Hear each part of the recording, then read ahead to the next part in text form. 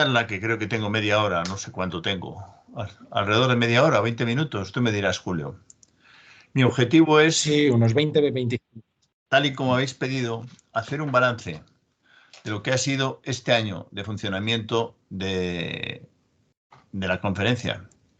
Y para ello trataré de contestar a las siguientes preguntas.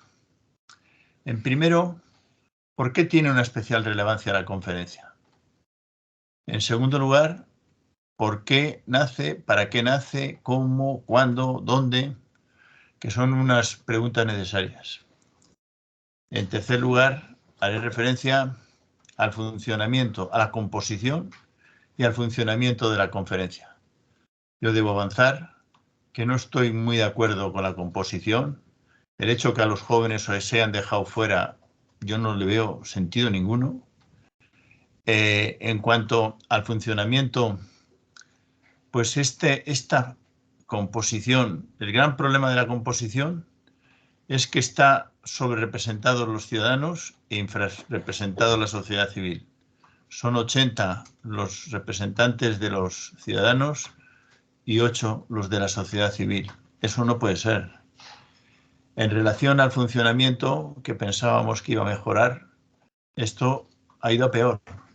Y por lo tanto, a lo largo de los 5 plenos que hemos tenido hasta la fecha, pues se le han dado un protagonismo excesivo a los representantes de los ciudadanos que fueron elegidos al azar o de forma aleatoria o, en fin, no se sabe bien cómo. Y por lo tanto, son los que hasta ahora están llevando el peso de la conferencia. Y hablaré también de en qué medida, bueno, de los grupos de trabajo, de los 9 grupos de trabajo, cómo están funcionando, por lo menos mi perspectiva. Y también me referiré a en qué medida la agresión de Rusia a Ucrania ha tenido un efecto en la conferencia. En el último mes, que hemos tenido precisamente 2 plenos, y creo que ha tenido un efecto tremendo. Ha cambiado el alcance de la conferencia, el desarrollo, casi todo. Y posiblemente va a influir en las conclusiones. Se percibe una cohesión grande entre los distintos sectores, los pilares que llaman, los partidos políticos. En fin, hay un cambio, a mi juicio, muy notable. Y por último, haré referencia a qué espero de la conferencia. Nos quedan 2 plenos, el 6º y el 7º, y daré mi punto de vista sobre cómo creo, aunque creo que está bastante abierta, que se va a desarrollar la parte final de la misma. Primer punto. ¿Por qué es relevante la conferencia? Porque es la primera vez que los representantes de los ciudadanos y la sociedad civil, junto a los representantes de las instituciones europeas, dialogan, debaten, estudian la posibilidad de mejorar el modelo de la Unión y su funcionamiento, con objeto de hacer propuestas conjuntas.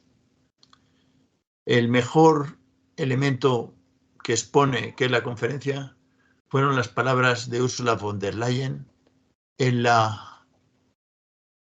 el debate de investidura, donde se comprometió, como consecuencia de las solicitudes de la sociedad civil, entre ellas nosotros, el Movimiento Europeo y otros movimientos europeos y otros grupos de la sociedad civil, de que había que convocar una conferencia. Y ella dijo bien claro que se comprometía en el año 20 convocar una conferencia entre los representantes de ciudadanos de la sociedad civil y los representantes de las instituciones en pie de igualdad, con fuerte participación de jóvenes, ahí creo que ha fallado, y abierta a la reforma de los tratados. Ese fue el punto de salida. Después, como he sabido, en el año 20 no pudo celebrarse. Formalmente por el COVID, pero que estaba previsto hacerlo en Dubrovnik, presidencia croata. Pero la realidad fue que porque no se entendían los tres representantes de las instituciones, del Parlamento Europeo, Verhofstadt, de la Comisión, la vicepresidenta de la Comisión, Suica, y que es croata, y en tercer lugar el representante del Consejo, que ahora mismo en aquel momento no me acuerdo quién era cuando empezó. ¿El 10 de marzo? El año 20, ¿quién presidía? Portugal. No, eso es en el 21. Croacia, en Dubrovnik. Es que lo he dicho mal. Era la representante, era la presidencia croata. Quien tenía la presidencia. La razón era que no se entendieron en los tres representantes de las instituciones. Y por eso la presidencia portuguesa hizo una fórmula para resolver este problema. Y la fórmula, hombre, ha tenido algunas ventajas, pero ha tenido inconvenientes. La fórmula es que existan tres copresidentes, que son los que he citado anteriormente, y en este caso, que ya es presidencia francesa, es el conocido secretario de Estado francés, Clément Dubon, que tiene pues un gran prestigio y que pertenece a Renew y que está muy vinculado con el presidente de la República, Macron. Con eso se desbloqueó la conferencia y se convocó el primer acto el 9 de julio del año 21. Por lo tanto, llevamos casi un año de conferencia. Se desbloqueó con el acta, con la carta de convocatoria que firmaron los tres copresidentes el 10 de marzo de hace un año. Por lo tanto, la primera pregunta es ¿por qué es relevante? Pues es relevante porque es la primera vez que se hace un ejercicio de esta naturaleza. El tratado en el artículo 11 establece la posibilidad de, frente a un acto legislativo, previamente consultar con la sociedad civil, con especialistas, con otros muchos. Por cierto, no hace referencia a ciudadanos. Sin embargo, aquí, a mi juicio, le han dado especial relevancia. Quizá también porque el primer ejemplo de consultas fue el del presidente Macron en el 17, que lo plantea en la Sorbonne. Y allí, después de eso, como consecuencia de eso, se hace un primer ejercicio de consultas a través precisamente del sorteo de los ciudadanos. Y resultó relativamente bien, pero era para tratar un tema específico, que era para tratar el tema del cambio climático y medio ambiente. Y quizá, imbuidos por ese ejemplo, pues se ha ido en esa dirección, que sin embargo no está en la convocatoria ni está en ni está en las normas de procedimiento. Por lo tanto, la primera cuestión, especialmente relevante, es algo previo a la convención, la que está en el artículo 49 o 48. Es algo distinto. Es unas consultas a la sociedad civil previstas ya en el artículo 11, pero que es por primera vez se hace, diríamos, a nivel constitucional. No solo para cuestiones puntuales, sino para estudiar el conjunto del modelo y su funcionamiento. Además, no se nos puede olvidar que estamos en un nuevo ciclo político, que empieza de las elecciones de mayo del 19, en donde precisamente gracias a la participación de los jóvenes, que van a tener mucha más participación que los demás, se consigue una participación muy alta. y adquiere una gran legitimidad el conjunto del sistema, ya que pasamos del 40 al 50 y que por primera vez en los últimos 20 años iba reduciéndose la participación en las elecciones y aquí aumenta de salto, da un cambio completo. Y no se suele decir, pero es imprescindible entender que fue gracias a que los jóvenes de esa edad, del primer bloque que entraron de menos de 30 años, votaron el 60 o el 70%, mientras que la media general era del 40 o del 50%. Eso es clave para poder entender por qué después hay que darles un peso grande que no se les ha dado en el seno de la conferencia. Por lo tanto, nuevo clima político. La presidenta de la comisión, no hace falta recordar, que en diciembre es elegida, en noviembre, por el 60 y tantos % de la Cámara. Una legitimidad que no ha tenido nadie hasta ahora. Y por lo tanto empieza la legislatura con muchísima fuerza. Sin embargo, a los pocos días, primeros o el 14 de marzo, empieza la pandemia. Eso va a dificultar 2 o 3 semanas. Pero después las instituciones, especialmente el Banco Central, el Parlamento Europeo, van a plantear la necesidad de una reforma en profundidad a través de 2 resoluciones de abril y de mayo que empiezan a hablarse ya de la Recovery Plan. Y la Comisión recoge la antorcha y pone en marcha el Recovery Plan, una propuesta que después el Consejo, a lo largo de 3 días de debates profundos, la termina aprobando, aunque con un poco menos audacia de la que llevaba en el Parlamento. Hay que reconocer que eso es un cambio federal total, como no había habido hasta ahora, el euro quizá, pero es un cambio federal, en el sentido de que la decisión y la estructura y el reparto de esos, ¿cuántos eran? 750.000 millones de euros, se hace en función de necesidades, no en función de la renta o del número de habitantes. Eso es un avance. Y en segundo lugar, que la financiación de esos 750.000 millones se hace con una empresa, mancomunando la deuda futura, que es algo que la señora Merkel dijo 3 años antes, que mientras ella viviera nunca iban a mancomunar la deuda, sino que en todo caso la deuda futura. Pero precisamente la señora Merkel posiblemente pase la historia porque frente a una emergencia se da cuenta que hay que cambiar, que no es lo mismo una situación normal a una situación de esta magnitud. Y por lo tanto ella cedió, y no solo cedió, sino que convenció a algunos que era imposible convencer, como a los holandeses, en donde estuvieron 3 días discutiendo. Y en fin, y al final le dio incluso parte de lo que respondía Alemania, un poco más a los holandeses, para que eso se pudiera poner en marcha. Porque había que poner en marcha. Bueno, no sigo contando la historia, pero sí hay que resaltar que ha habido un paso federal importante en los últimos 2 años. También en relación a las vacunas, tampoco había competencias para hacer lo que se hizo, se las tomaron. Pero todo lo que hay que entender es que la conferencia lo que tiene es que terminar ese proceso que ya se ha iniciado.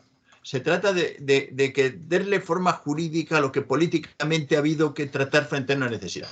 Y para eso se nos convocan pues a 450 personas, 448, que creo que es conocido y probablemente lo habéis tratado antes, que son 108 representantes del Parlamento, 108 representantes de los parlamentos nacionales, 108 representantes, 80 de los ciudadanos, y a los 27 que representamos a la sociedad civil, más la representante de los jóvenes, hace otra vez 108. Con eso. Y luego quedan más de casi 200, 150, que son 50 representantes, 27 por 2, 48 de los gobiernos nacionales, 22 al final creo que fueron de las regiones, otros tantos de los interlocutores sociales y solo 8 de la sociedad civil. Por eso, el principal error, a mi juicio, en la composición es que a los ciudadanos les dan 80, que se eligen, como ya sabéis, a través de los paneles nacionales, que son 800, y de esos 800 se eligen 80. Y a la sociedad civil se le da solo 8, cuando la sociedad civil es la que ha construido el proyecto europeo tal y que conocemos, la que está en La Haya, la que en todas las reformas ha ido sugiriendo más Europa. Ese, a mi juicio, es un principal error. Y el segundo error es que si bien la vicepresidenta de la Comisión repite de que hay un tercio de jóvenes entre los elegidos, entre los 80, un tercio son jóvenes, además menores de 25 años, que no suele ser lo habitual. La Comisión en todas sus convocatorias suele ser hasta 30. Es decir, eligieron por sorteo a un grupo de jóvenes. Pero luego, en representación de la sociedad civil y en representación de nada, no han dejado entrar a los jóvenes y sobre todo a las asociaciones organizadas. En ese sentido, lo que hay que recordar, no sé si el dato es exacto, pero me parece que es alrededor, los jóvenes que hay en la conferencia no representan más que el 8%, no el 33% que dice ella. Hay que mirarlos de los 450. Y además que del resto de las instituciones, yo no me acuerdo los datos, pero aquí hay quien me puede ayudar, pero creo que hay solamente 10 o 12 más jóvenes. O sea que hay solo de 80, 8 por 3, 24 jóvenes más otros 10, o sea que son 34. 34 de 450 no llegan a 10. Lo hacemos las cuentas claras, que es menos que el peso que tendrían demográficamente si se hubiera hecho simplemente en proporción. Bueno, ese es un primer desatino a mi juicio. También creo que ha sido un desatino en que le han dado un poder muy fuerte al famoso board, que es al comité ejecutivo, donde está formado por los 3 copresidentes, que son los únicos que tienen competencias ejecutivas, y después otros 9 más por cada uno de los grupos que tienen voz y voto, y me parece que alguno más. En total, 9, 12, creo que son unos 15. Pero los que mandan en la comisión ejecutiva son los 3. Y hay otro error más de planteamiento. Se crean 9 grupos de trabajo. 9 grupos de trabajo, que los tengo aquí para que no se me olviden, que a veces me los salto.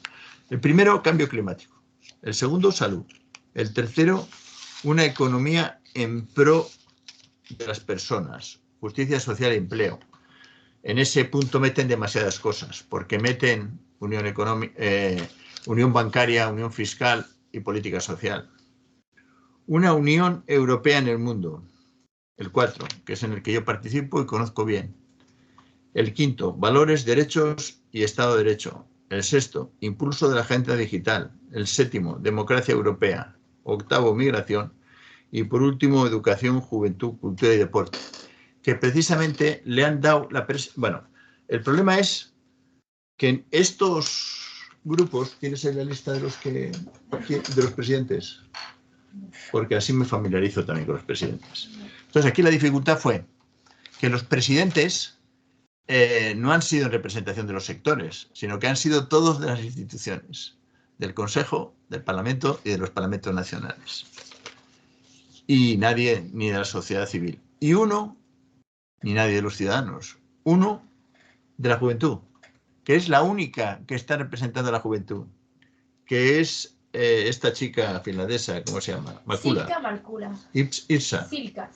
Silkka Markkula, que es la representante de los consejos nacionales de la juventud, pero que, bueno, que otras organizaciones discuten, sobre todo que fue designada, no fue elegida.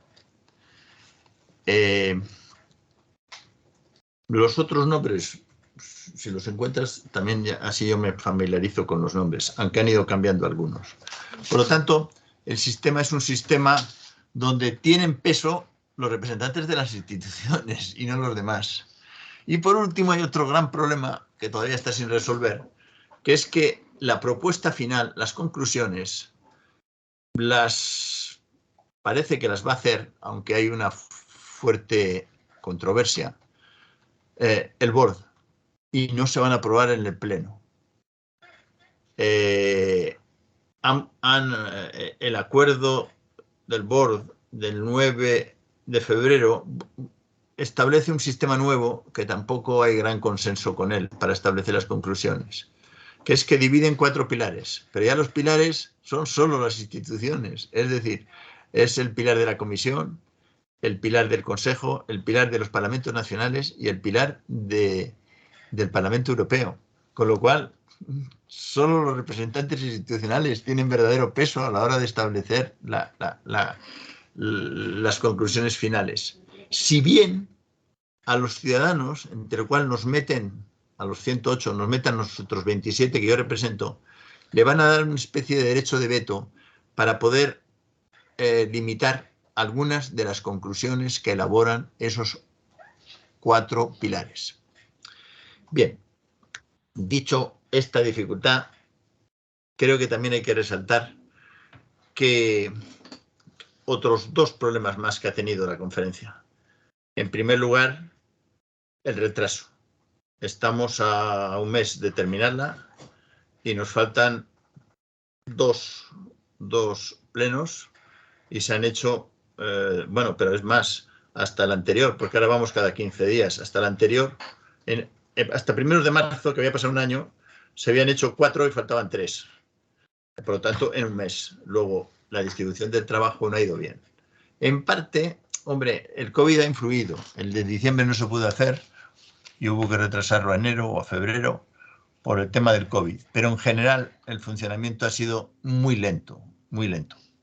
Y además, el funcionamiento ha sido basado en las propuestas de los ciudadanos, de los 4 paneles.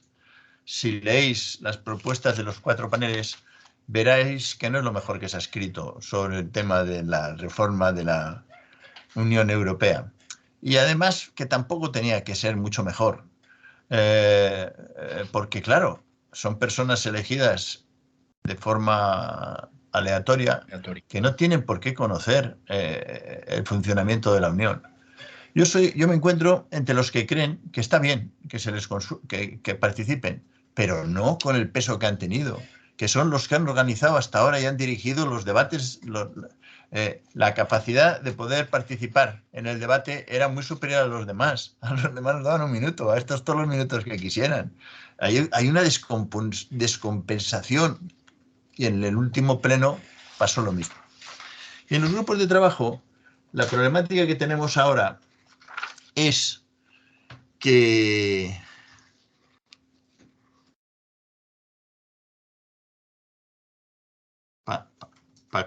estoy leyendo los grupos de trabajo y además os voy a dar mi opinión de cómo van. Pokova. No, pero esta es la checa. La checa. No, tiene otro nombre. Es lo que pone la plataforma. Pero esa es la que fui a ver ¿no te acuerdas? A la República Checa, sí, que me invitaron. Bueno, perdonarla porque me gusta tener los datos más exactos y me están aquí ayudando. Es la vicepresidenta de la Comisión Checa, la del primer grupo, la del grupo del cambio climático. Creo que hay bastante consenso. En tema de la salud es Marcos Sekovic, que es el vicepresidente de la Comisión de origen eslovaco, que es un comisario que lleva muchos años, yo creo que lleva 3 mandatos. Tuve oportunidad de oírle en el pleno del sábado pasado y verdaderamente se defiende francamente bien. Y creo que van a tener un cierto consenso. El tema de la economía en pro de las personas, justicia social, preside Irache García como presidenta como una de las representantes del Parlamento Europeo. Y ese grupo de trabajo es más complicado. El 4 es la Unión Europea en el mundo. Lo presidía el ministro de Asuntos Exteriores sueco, pero hace un mes o 15 días ha dimitido y por lo tanto le sustituye una diplomática que debe ser viceministra sueca, que se llama Auja, que tiene aspecto latino más que aspecto sueco, para que nos situemos, y que hasta ahora, pues hombre, está intentando, pero en ese grupo el desacuerdo es total. Los ciudadanos no quieren tocar una línea y las propuestas que hacen, pues hombre, eso puede hablar con conocimiento, son incompletas. Por ejemplo, tú que conoces los temas comunitarios, en el tema de seguridad y defensa dicen que hay que conseguir una alianza defensiva. Oiga usted, que ya está. Que quieren un artículo que recoja la solidaridad en caso de catástrofes naturales, origen humano o terrorismo. Pero si ya está. Y así sucesivamente. Es decir, es muy difícil en el tema internacional al sorteo coger 20 personas que conozcan un poco. Y lo malo es que de momento están en una posición de que dicen que hay que respetar lo que ellos han hecho y que por lo tanto admiten pocos cambios. En los otros grupos de trabajo me dicen que hay de todo, que hay algunos, por ejemplo el de Ciudadanos, que va bien, en donde han aceptado, ese es el grupo 6, ¿no? 5, sobre valores, derechos, y ahí ya se ha aprobado la doble lista, el Spitzenkandidaten, en fin, ahí está negociando bien. Eso lo dirigía Weber y precisamente en la última sesión a quien habéis tenido antes, que no sé si habrá hablado de esto, a Domènec Ruiz de Besa, es el que lo ha presidido en representación del señor Weber, que era el que presidía esa reunión. En el grupo 5, valores y derechos, pues creo que se están poniendo de acuerdo. En el grupo 6, el impulso de la agenda digital, creo que también es Riina Sikkut. Es una parlamentaria estonia, muy interesante en todo y muy abierta. Tuvimos oportunidad de hablar con ella largo y tendido y bueno, allí hubo un debate interesante, hasta dónde se puede avanzar con propuestas. Ahí había algunos jóvenes que manejaban bien este tema de los elegidos por sorteo. Ah, no, me he equivocado. Manfred Weber es en la 7, donde le sustituyó Domènec. En el 5 es Vera Jourová, que esta sí es la checa, ¿no? Pero 2 veces la checa no puede estar. Es la comisaria. Ah, es que antes lo he dicho mal. Antes era la que representaba la secretaria de Estado de la República Checa. La primera. Bueno, no sé si esto es demasiado prolijo, el ver cómo van cada una de las sesiones. En el de migración sé que hay también muchas diferencias. En el 8 sobre migración hay diferencias, y el de educación, juventud y cultura creo que habrá acuerdo. Se me ha olvidado decir algo elemental. En el de Unión Europea en el mundo nos hemos atascado porque los representantes de los ciudadanos, especialmente de los países pequeños, dicen que no hay que superar la unanimidad en política exterior, porque con eso se pierde peso. Hombre, los que conocemos o conocéis un poco estos asuntos, sabéis que hay un consenso bastante generalizado de que en un tema como en el que nos encontramos en la actualidad es imprescindible y pasar por lo menos un sistema que no haya unanimidad. No quiere decir que vayamos al de 2 tercios que establece para los temas comunitarios, sino cualquier otro sistema. Pero está claro que ahora hay que tomar decisiones. Y Borrell berrea, no está bien la palabra. Borrell clama cada vez que tiene oportunidad, y estuvo en la conferencia, de que hay que buscar una solución rápida para que no solo un país pequeño pueda bloquear el acuerdo donde están los estados que representan al 95% de la población. Eso hay que resolver ya. Y hay un consenso general. Menos estos chicos que dicen que ni hablar. que ellos decidieron en su momento que había que respetar a los jóvenes, a los países pequeños, y por lo tanto, y que alguien les explicó que había dos formas de tomar decisiones, por unanimidad o por mayoría cualificada, o por la que inventemos. Es obvio. Y en materia de pesca hay varias fórmulas distintas. Bueno, quizá me estoy enrollando demasiado. Pero quería explicaros lo que vivo y lo que conocemos. Por lo tanto, el 24 de junio, el 24 de febrero, la agresión ha tenido una repercusión tremenda, en el sentido de que parece que hay un consenso en que hay que hacer un cambio profundo.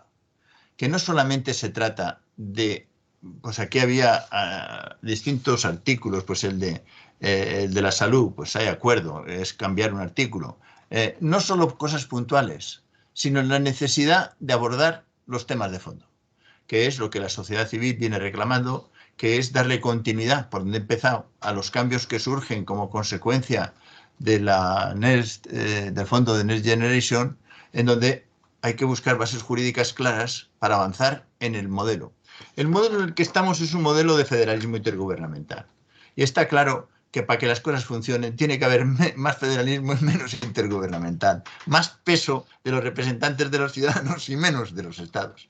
Y sobre eso, pues hay un cierto consenso que no había hace un mes o hace mes y medio. Pero ahora, ante el lío que tenemos encima, pues todo el mundo se da cuenta que para que Europa pueda jugar un papel, y no solo un papel de política exterior, sino un papel de ayudar, de economía, de sanciones, de todo, hay que dar un pasito más, que ese es el proyecto europeo de Schuman, ¿no? Que ya dijo bien claro, el primer paso en la Federación Europea, lo dijo 3 veces al empezar. Pues este será el sexto, el séptimo, el octavo, pero tiene que darse un paso más. Y sobre todo sobre esto, pues no tenemos claro qué es lo que va a pasar, porque está claro que el Parlamento Europeo lo tiene claro, los parlamentos nacionales, pues me han pasado algún informe de acuerdo entre ambos, y unas veces dicen que sí, otras dicen que no. El Consejo no dice nada y la Comisión tampoco. Pero al final, eso, bueno, un gran déficit es la opinión pública. La opinión pública no ha intervenido en nada, y en algún país como el nuestro, nada de nada. Prácticamente no han hecho nada, lo cual llama poderosamente la atención. Teniendo en cuenta en la situación en que nos encontramos, es imprescindible que la ciudadanía, la opinión pública, conozca lo que está pasando allí. Yo he tenido más interviews de prensa y televisiones extranjeras que las españolas. Están fuera. Es un tema que habría que analizar también. Pero ahora que se ve que a lo mejor hay cambios profundos, me parece que me he enrollado demasiado. Mi conclusión sería que esto ha cambiado completamente, porque además tengo que conectarme con Bruselas, que tenemos una reunión de estas telemáticas con los ciudadanos precisamente. Mi conclusión es que la agresión ha movido las conciencias de todos. E incluso diputados pues húngaros o polacos que podían estar en una línea distinta. A empezar ahora, Polonia se está portando fantásticamente bien. El gobierno actual y sus gentes y su sociedad civil contra los que llegan. Me contaba una diputada polaca que ha estado solo unas horas allí mismo, que están trabajando hasta los domingos para la legislación nueva de acoger a todos los que vienen y darles las mayores facilidades. Es decir, un país que era un poco díscolo, e incluso la húngara, que, bueno, no debía decir tantos datos, que era bastante reacia, ahora ha cambiado. No voy a decir más datos porque tienen elecciones ahora y no les gusta hablar a los húngaros de cuál es la situación que tienen y no se sabe al final pero hay otra oportunidad de que pueda cambiar el gobierno húngaro. El día 2 me parece que son las elecciones.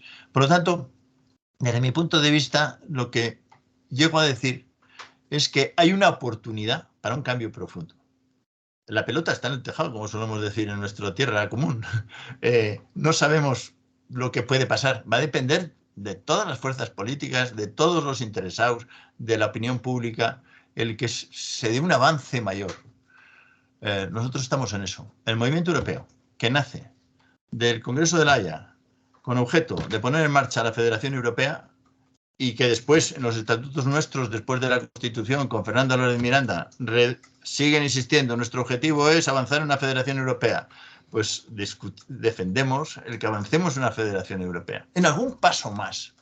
No que sea esto simplemente un análisis, que queden ahí unas conclusiones sueltas y que poco a poco las van aplicando. No. Que las conclusiones se comprometan en un cambio profundo. Y probablemente en 2 etapas. Unas reformas ya, rápidas, y otras pues a través de una convención del artículo 48. Estas son algunas de las reflexiones que quería haber sido más completo, pero me someto a vuestra consideración durante 5 o 10 minutos, porque ya una vez de empezar a contar lo que vivo, y he vivido intensamente, y me parece que es una oportunidad más allá de los defectos a los que he hecho referencia. Muchísimas gracias, profesor. No le queremos robar mucho tiempo, que le ocupa porque tiene que conectarse.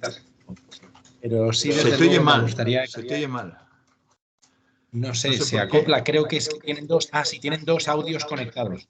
Nosotros. Hay que tenemos 2 audios. Sí, que por eso se acopla. Me dicen que no. Ahora ya mejor. Vale, pues como le estaba comentando, creo que no le queremos robar mucho tiempo porque se tiene que conectar a las 6:30 y son y 37. Pero yo le pediría... O 10 minutos estoy dispuesto a oír las preguntas que tengáis. Pero simplemente yo le pediría que hiciéramos una breve comparación. Convención sobre el futuro de Europa 2002-2003, Giscard y otros, sacando adelante el proyecto por el que se establece un tratado. Allí había 11 grupos de trabajo, aquí tenemos 9. ¿Ve cómo, de alguna manera, se ha seguido un cierto más desorden ahora en este proceso de la conferencia sobre el futuro de Europa? ¿A qué obedece? ¿Entiende que se puede llegar a ambiciosas conclusiones o ese papel que es tan descremado? Y luego la labor del plenario. O sea, allí el plenario discutía las conclusiones de los grupos de trabajo. Aquí, ¿cuál es el papel que cumple este plenario? Porque, como ha dicho, va a quedar como con un pequeño poder de veto, pero a lo mejor ni se someten a las conclusiones que elabore el board. Vamos a ver. La convención es muy clara, jugó un papel fundamental a través de su presidente Giscard d'Estaing, que además parecía que iba a ser un jacobino y al final se convirtió en lo contrario. Yo suelo decir que eso es como Suárez. Suárez parecía que era más de lo mismo y fue el que hizo la reforma política en España. Precisamente los que son de la misma tendencia son los que son más fáciles que hagan reformas en profundidad. En el caso actual es una cosa distinta a la convención. Es una fase previa a la convención, que es escuchar a los ciudadanos y a la sociedad civil desde abajo. En la convención, ahora lo establece el tratado, en el artículo 48 del Tratado de Lisboa, establece el procedimiento, 2 procedimientos, el simplificado y el de la convención. Y establece la participación de los representantes de las instituciones. Ahí no va a haber sociedad civil ni ciudadanos. Es decir, son 2 cosas distintas. Sobre todo cada vez más diferenciadas, porque ya aparece en el tratado la composición que es institucional. Y después viene la conferencia intergubernamental, que si ha habido consenso completo en la convención, la conferencia tendrá que aceptar. Por lo tanto, estamos en una fase previa. Yo comprendo que se pueda comparar con la convención anterior, pero es una cosa completamente distinta. Aquí es la primera vez que se le da voz a los ciudadanos y la sociedad civil. Desde mi punto de vista, de una forma inadecuada, porque se prima más a los ciudadanos que a la sociedad civil, cuando en todo caso había que darles de forma conjunta. La Constitución Europea la ha hecho la sociedad civil organizada, y por lo tanto tiene que tener peso en la conferencia. Y a su vez, casi no se le ha dado peso tampoco a los representantes del Parlamento, de los parlamentos nacionales y de los gobiernos, cuando al final van a ser los que rompan el bacalao. Por lo tanto, son cosas distintas. Espero que haya una convención posterior. Sobre todo, yo parto de 2 hechos. La reforma en profundidad de la Unión ya ha empezado. Ha sido el plan de nuevas generaciones, el Recovery Plan, el Fondo de Nuevas Generaciones. Eso ya es un paso federal importantísimo. Por lo tanto, ahora hay que continuar con eso. Segunda idea. Ya se me ha ido la segunda idea. La primera es que ya está en marcha el proceso. La segunda idea es que hay que completarlo. Y más aún con la tragedia que tenemos al lado de nuestras fronteras, con un país que era asociado a la Unión Europea, que es Ucrania, y que por lo tanto no solamente habrá que ayudarle desde el punto de vista de las sanciones, sino que eso va a suponer también un sacrificio para la sociedad civil europea, porque habrá que repartir las cargas. Luego, habrá que reforzar el modelo para eso. Con el mismo modelo no puedes afrontar esa crisis de esa magnitud, pero me estoy refiriendo incluso a la interna. Por ejemplo, la decisión que parece que se ha tomado el 25, en este Consejo Europeo, que aunque todavía no es definitiva, el que las compras de gas y gasoil, fíjate, el cambio que vamos a dar en esto. Hasta ahora, Putin decía que nos iba a embargar el petróleo. Ahora lo que le vamos a hacer es lo contrario. Se le va a embargar la compra de petróleo, porque se va a hacer bajo una única mano. Todavía no se han comprometido todos los estados, pero un grupo de estados importantes dicen, no, que compre la Comisión, que comprará mejor, como pasó con las joder, nunca me salen los nombres, como pasó con las vacunas, donde al principio se criticaba, pero eso ha resultado. Aquí es igual, cualquiera sabe que si hay una única mano y vas a negociar con todo el mercado mundial, vas a conseguir mejores ofertas.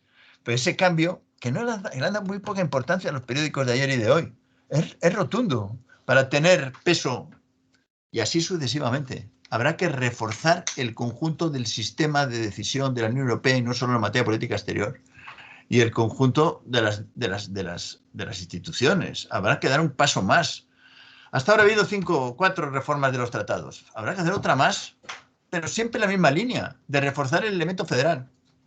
Ese es mi punto de vista y lo que defendemos, no solo nosotros, sino el movimiento europeo, los federalistas a nivel europeo. Y en general, los grandes partidos políticos del Parlamento Europeo. El señor Verhofstadt, que le vamos a traer a Madrid. Por cierto, anuncio el acto que hacemos el día 1 en la Complutense. Que se apunten ustedes. Que sí, viene el señor Verhofstadt y viene también el periodista del País, ¿a que sí? Eso viene es. Vidal Foc, ¿no? Exactamente, que va a ser el que le va a entrevistar y el que va a hacer de relator de en todo y inicia al ministro de Exteriores. Luego tenemos una posibilidad que invito a todos los que estén oyéndonos a que vengan y que se inscriban. Y que, bueno, pues veremos a ver lo que dicen. Pero me parece que van a decir cosas nuevas, porque las cosas están cambiando. Yo no lo digo muy alto lo del federalismo, estoy en Hungría de misión electoral internacional y como ayer decía... ¿Estás en Hungría? Sí, ahora, como ayer decía el director del centro... Sí. Observador electoral. Exacto. Vamos a ver. En Hungría hay que ser, como he sido yo antes con una persona de mi confianza que no he dicho quién es. Hay que ser completamente prudente, es la palabra. Prudente. No se puede ahora. En fin, pero hay expectativas de cambio. Eso es. Pues desde luego, profesor, le damos muchísimas gracias por haber estado con nosotros acompañándonos. Iremos al acto de la Complutense porque desde luego lo hemos visto anunciados en redes sociales. Pero apuntaros pronto porque se llena enseguida, sí. Porque hay solo 200 plazas o algo así. Fecha del acto. El día 1 a las 9:30 de la mañana. 31. No, me he equivocado. 31, perdón. 31 de marzo. A las 9 de la mañana. 9:30 de la mañana hasta las 8. Y se para de 2 a 4. Vale. Pues y si que lo transmiten online, estaremos conectados. Y podrán hablar todo el que quiera. Un sistema abierto y que os mandamos ahora, si no tenemos, les mandas ahora. Sí. Te está mandando, para que lo puedas anunciar, incluso te está mandando el programa. Perfecto, y que nos lo transmitan online, porque los que no podamos estar, que lo veamos a distancia. Tenemos ya 80, 90 registrados online. Muy bien, muy bien. Pero el que pueda que venga, que va a haber más ambiente. Es como en la conferencia, había quienes lo hacían online. Ahí se pierde el sabor, ahí se pierde el sentido. Es en los bares, como ha sido siempre, donde después, oye, ¿y tú dices por qué dices eso? ¿Y tú por qué dices el otro? Es donde se produce la negociación. En la cantina del Parlamento avanzamos mucho más que en muchas de las intervenciones larguísimas que se iban haciendo. Pues y esto es igual. Sí, profesor, nosotros estuvimos invitados por la propia comisión, el Parlamento, nos invitaron para estar en la inauguración de la conferencia el 9 de mayo, de esos ciudadanos que salían girando sus rostros alrededor del plenario. Ahí estuvimos. Yo le critiqué a yo critiqué a los 3 copresidentes, que una vez más equivocaron el asunto. Había que haberos dado la palabra a vosotros, no a ellos. La novedad era por lo menos mitad y mitad. No que fuerais allí de, ¿cómo se dice eso? De testaferros o de pantalla para... Eso, bueno, más vale eso que nada. Pero a mí no me gustó. Y critiqué enormemente. Dije, empezamos mal, hombre, empezamos mal. Si estamos haciendo representación de las instituciones y de la sociedad civil, estos jóvenes tienen que estar en pie de igualdad, por lo menos que digan lo que quieran. Estos o quien sea que les lleven allí. Bueno, pues muchísimas gracias, profesor. Nada, darle la enhorabuena por el trabajo que están desarrollando en la conferencia sobre el futuro de Europa. Desde luego que le invitaremos a otra futura conferencia o congreso que organicemos y darle las gracias también de parte del catedrático Rogelio. Encantado y les saludas a Rogelio de mi parte. Sí, muchas gracias, profesor. Pues nada, buenas tardes y gracias ahora pasamos ahora con el siguiente ponente. Ya terminando. El siguiente ponente, que se conecta el eurodiputado Florent Marcellesi, que está aquí con nosotros, ex eurodiputado. Muchas gracias, Florent. ¿Qué tal estás? ¿Cómo estás? Hola, ¿qué tal? Bien, muy bien. ¿Vosotros qué tal? Bueno, muy bien, muy bien. Pues llevamos una tarde muy animada, viendo un poco lo que viene siendo el trabajo desde distintas ópticas. Hemos estado con Domenech, que está en el pleno de la conferencia sobre el futuro de Europa. Hemos estado con Álvaro Rojas, que es el coordinador de España del Comité de las Regiones. Hemos estado ahora con Patxi Aldecoa y tú vas a ser el encargado que cierre el acto un poco para poner ese broche de oro, porque como has tenido responsabilidad al frente de la parte de los verdes en el Parlamento Europeo, cuando eras eurodiputado de Equo allí desde mayo del 2014 y has estado muy involucrado, creo que es enormemente interesante contar con tu perfil, porque eres ingeniero de caminos, canales y puertos de formación, graduado en la Universidad de Lyon y urbanista en el Instituto de Ciencias Políticas de París. Luego vienes con esa formación francesa y luego has trabajado bastante desde el ámbito de los países, desde lo que viene siendo el País Vasco. O sea, has estado mudándote en 2004 a Bilbao. Trabajas desde los Verdes en Euskadi entre el 2005 y 2009 como coportavoz de los Verdes en Euskadi. Eres la cabeza de las listas de los Verdes a las municipales de Bilbao en 2007 y a partir del 2007 ya te conviertes en ese secretario internacional de los Verdes españoles. O sea, tú le has dado una proyección a la opción verde que creo que con anterioridad no existía y que evidentemente...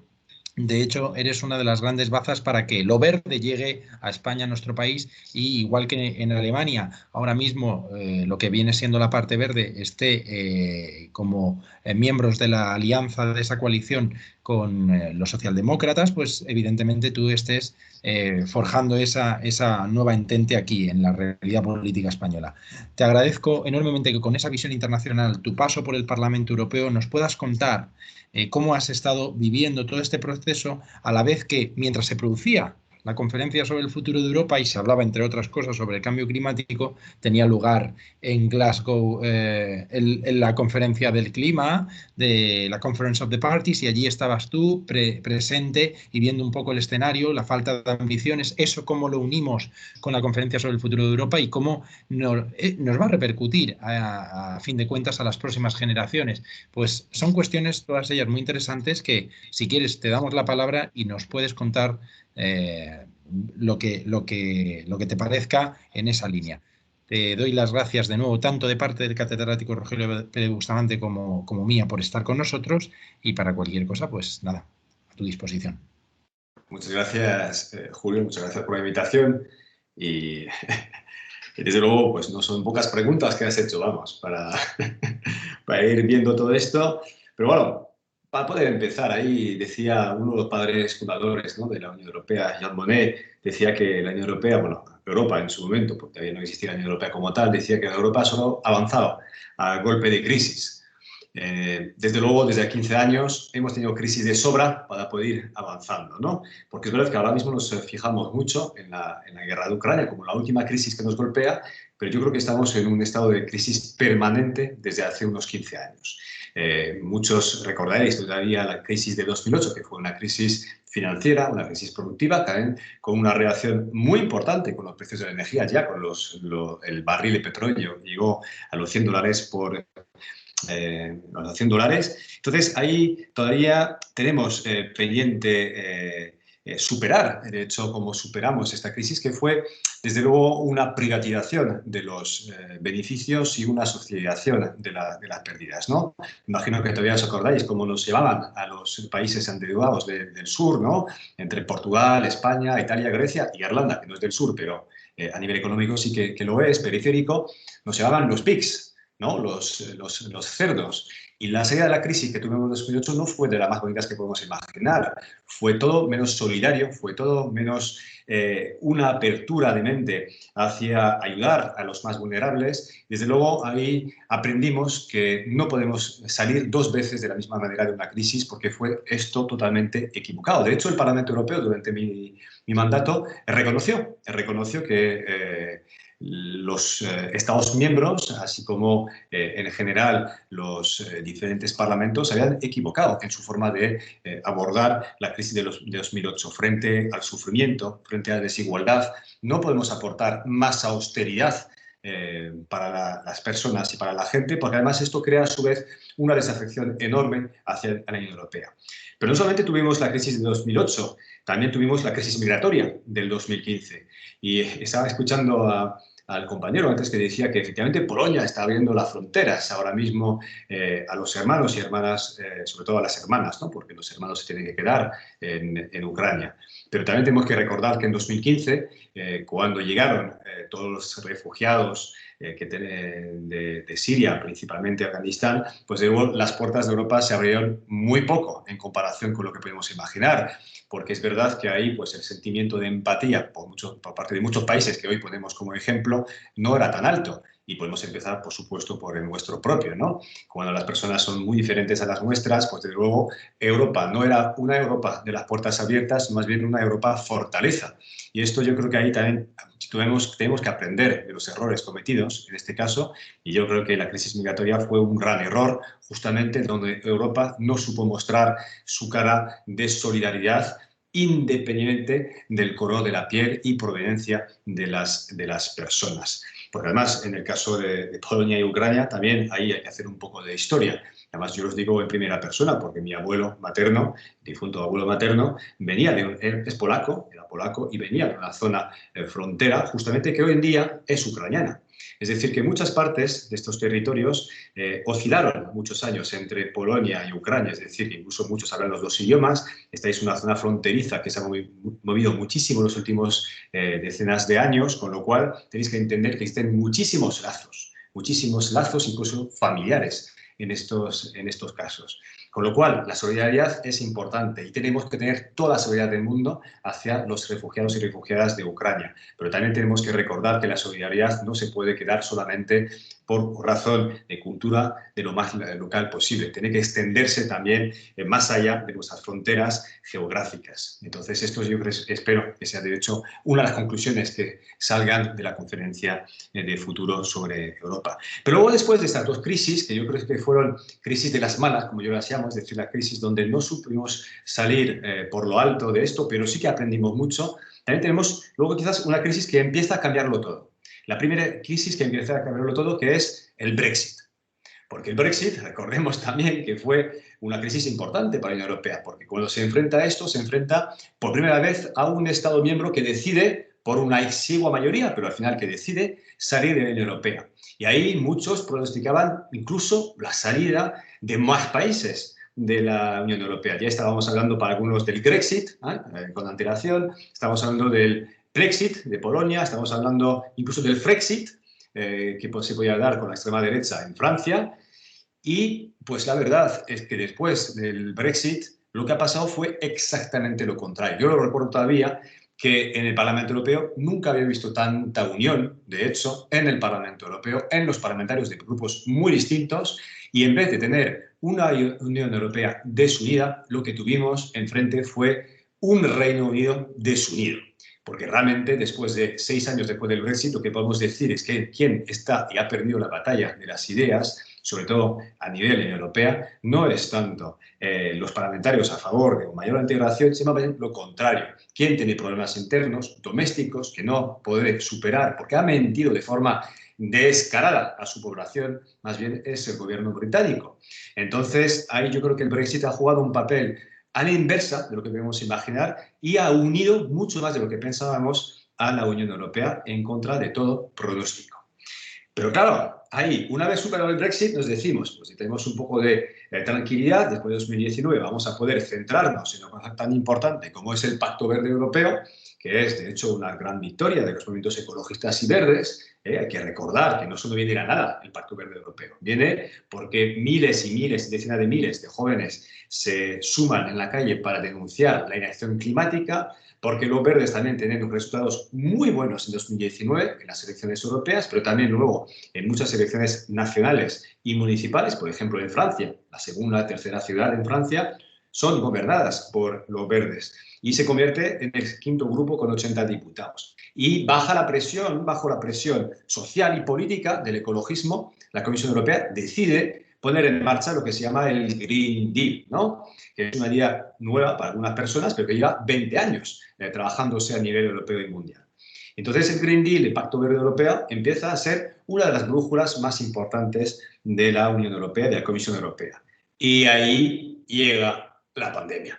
Otra crisis. Ahí esta crisis no tiene nada que ver, bueno, nada que ver, forma de hablar, directamente hablando por parte de la Comisión Europea de Estados miembros, es decir, no ha habido una decisión directa de los órganos europeos o nacionales de tener una pandemia, pero sí que tiene que ver con el modo de vida que tenemos, por supuesto, porque este tipo de pandemia también tiene que ver con el sistema de organización que tenemos a nivel mundial, de cooperación o de no cooperación también, y del impacto que nuestras sociedades puedan tener sobre el medio ambiente, pero al mismo tiempo la pandemia no llega. Es una nueva crisis que tenemos que enfrentarnos. Y hay que decir, ahí estoy de acuerdo con lo que escuché del ponente anterior, pues que yo creo que la Unión Europea ha sabido contestar de forma correcta.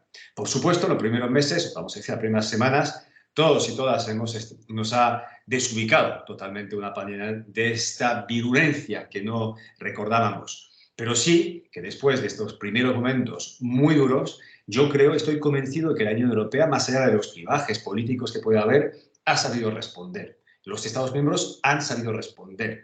Y ahí es importante dos temas, donde creo que la Unión Europea ya ha dado un salto cualitativo fundamental. Lo primero es la mutualización de la deuda. Es decir, que era un tabú. Hay que recordar que dijo Merkel que nunca en su vida, ella gobernando, iba a haber un tipo de mutualización de la deuda. 3 años más tarde, la Unión Europea tenía por primera vez una mutualización de deuda.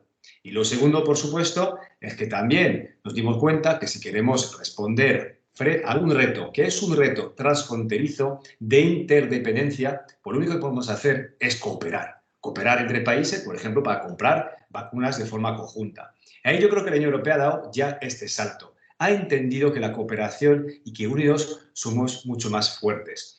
Y estas dos cosas han dado lugar a una cosa que es magnífica, que son los fondos de recuperación europea. Y además, fondos de recuperación europea que no se basa en cualquier cosa.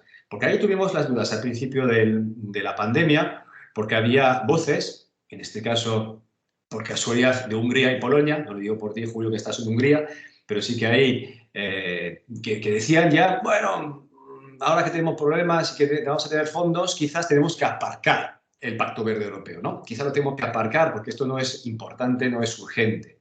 Pero ahí la respuesta de la Comisión Europea, la respuesta del Parlamento Europeo, la respuesta de la mayoría de los Estados miembros fue buenísima. Fue decir, no, los fondos de recuperación europeos, es decir, esta mutualización de dinero que tenemos entre países europeos, se va a basar en dos pilares fundamentales, que son la transición energética, la transición ecológica y la transición digital. Y esto fue un gran éxito justamente que podemos reconocer justamente al movimiento verde, que se movilizó en la calle y también en las urnas, porque se reconoció que los fondos europeos representan una gran oportunidad. Es más, os voy a decir que seguramente representan la última oportunidad de hacer las cosas bien. Porque ahí se juntan dos cosas a la vez, dos cosas muy distintas. Primera cosa es la pandemia, que nadie ha decidido. No, yo creo que aquí nadie quería una pandemia y todos hemos sufrido muchísimo con esta pandemia, directamente. Pero al mismo tiempo se junta otra cosa que se llama la crisis climática.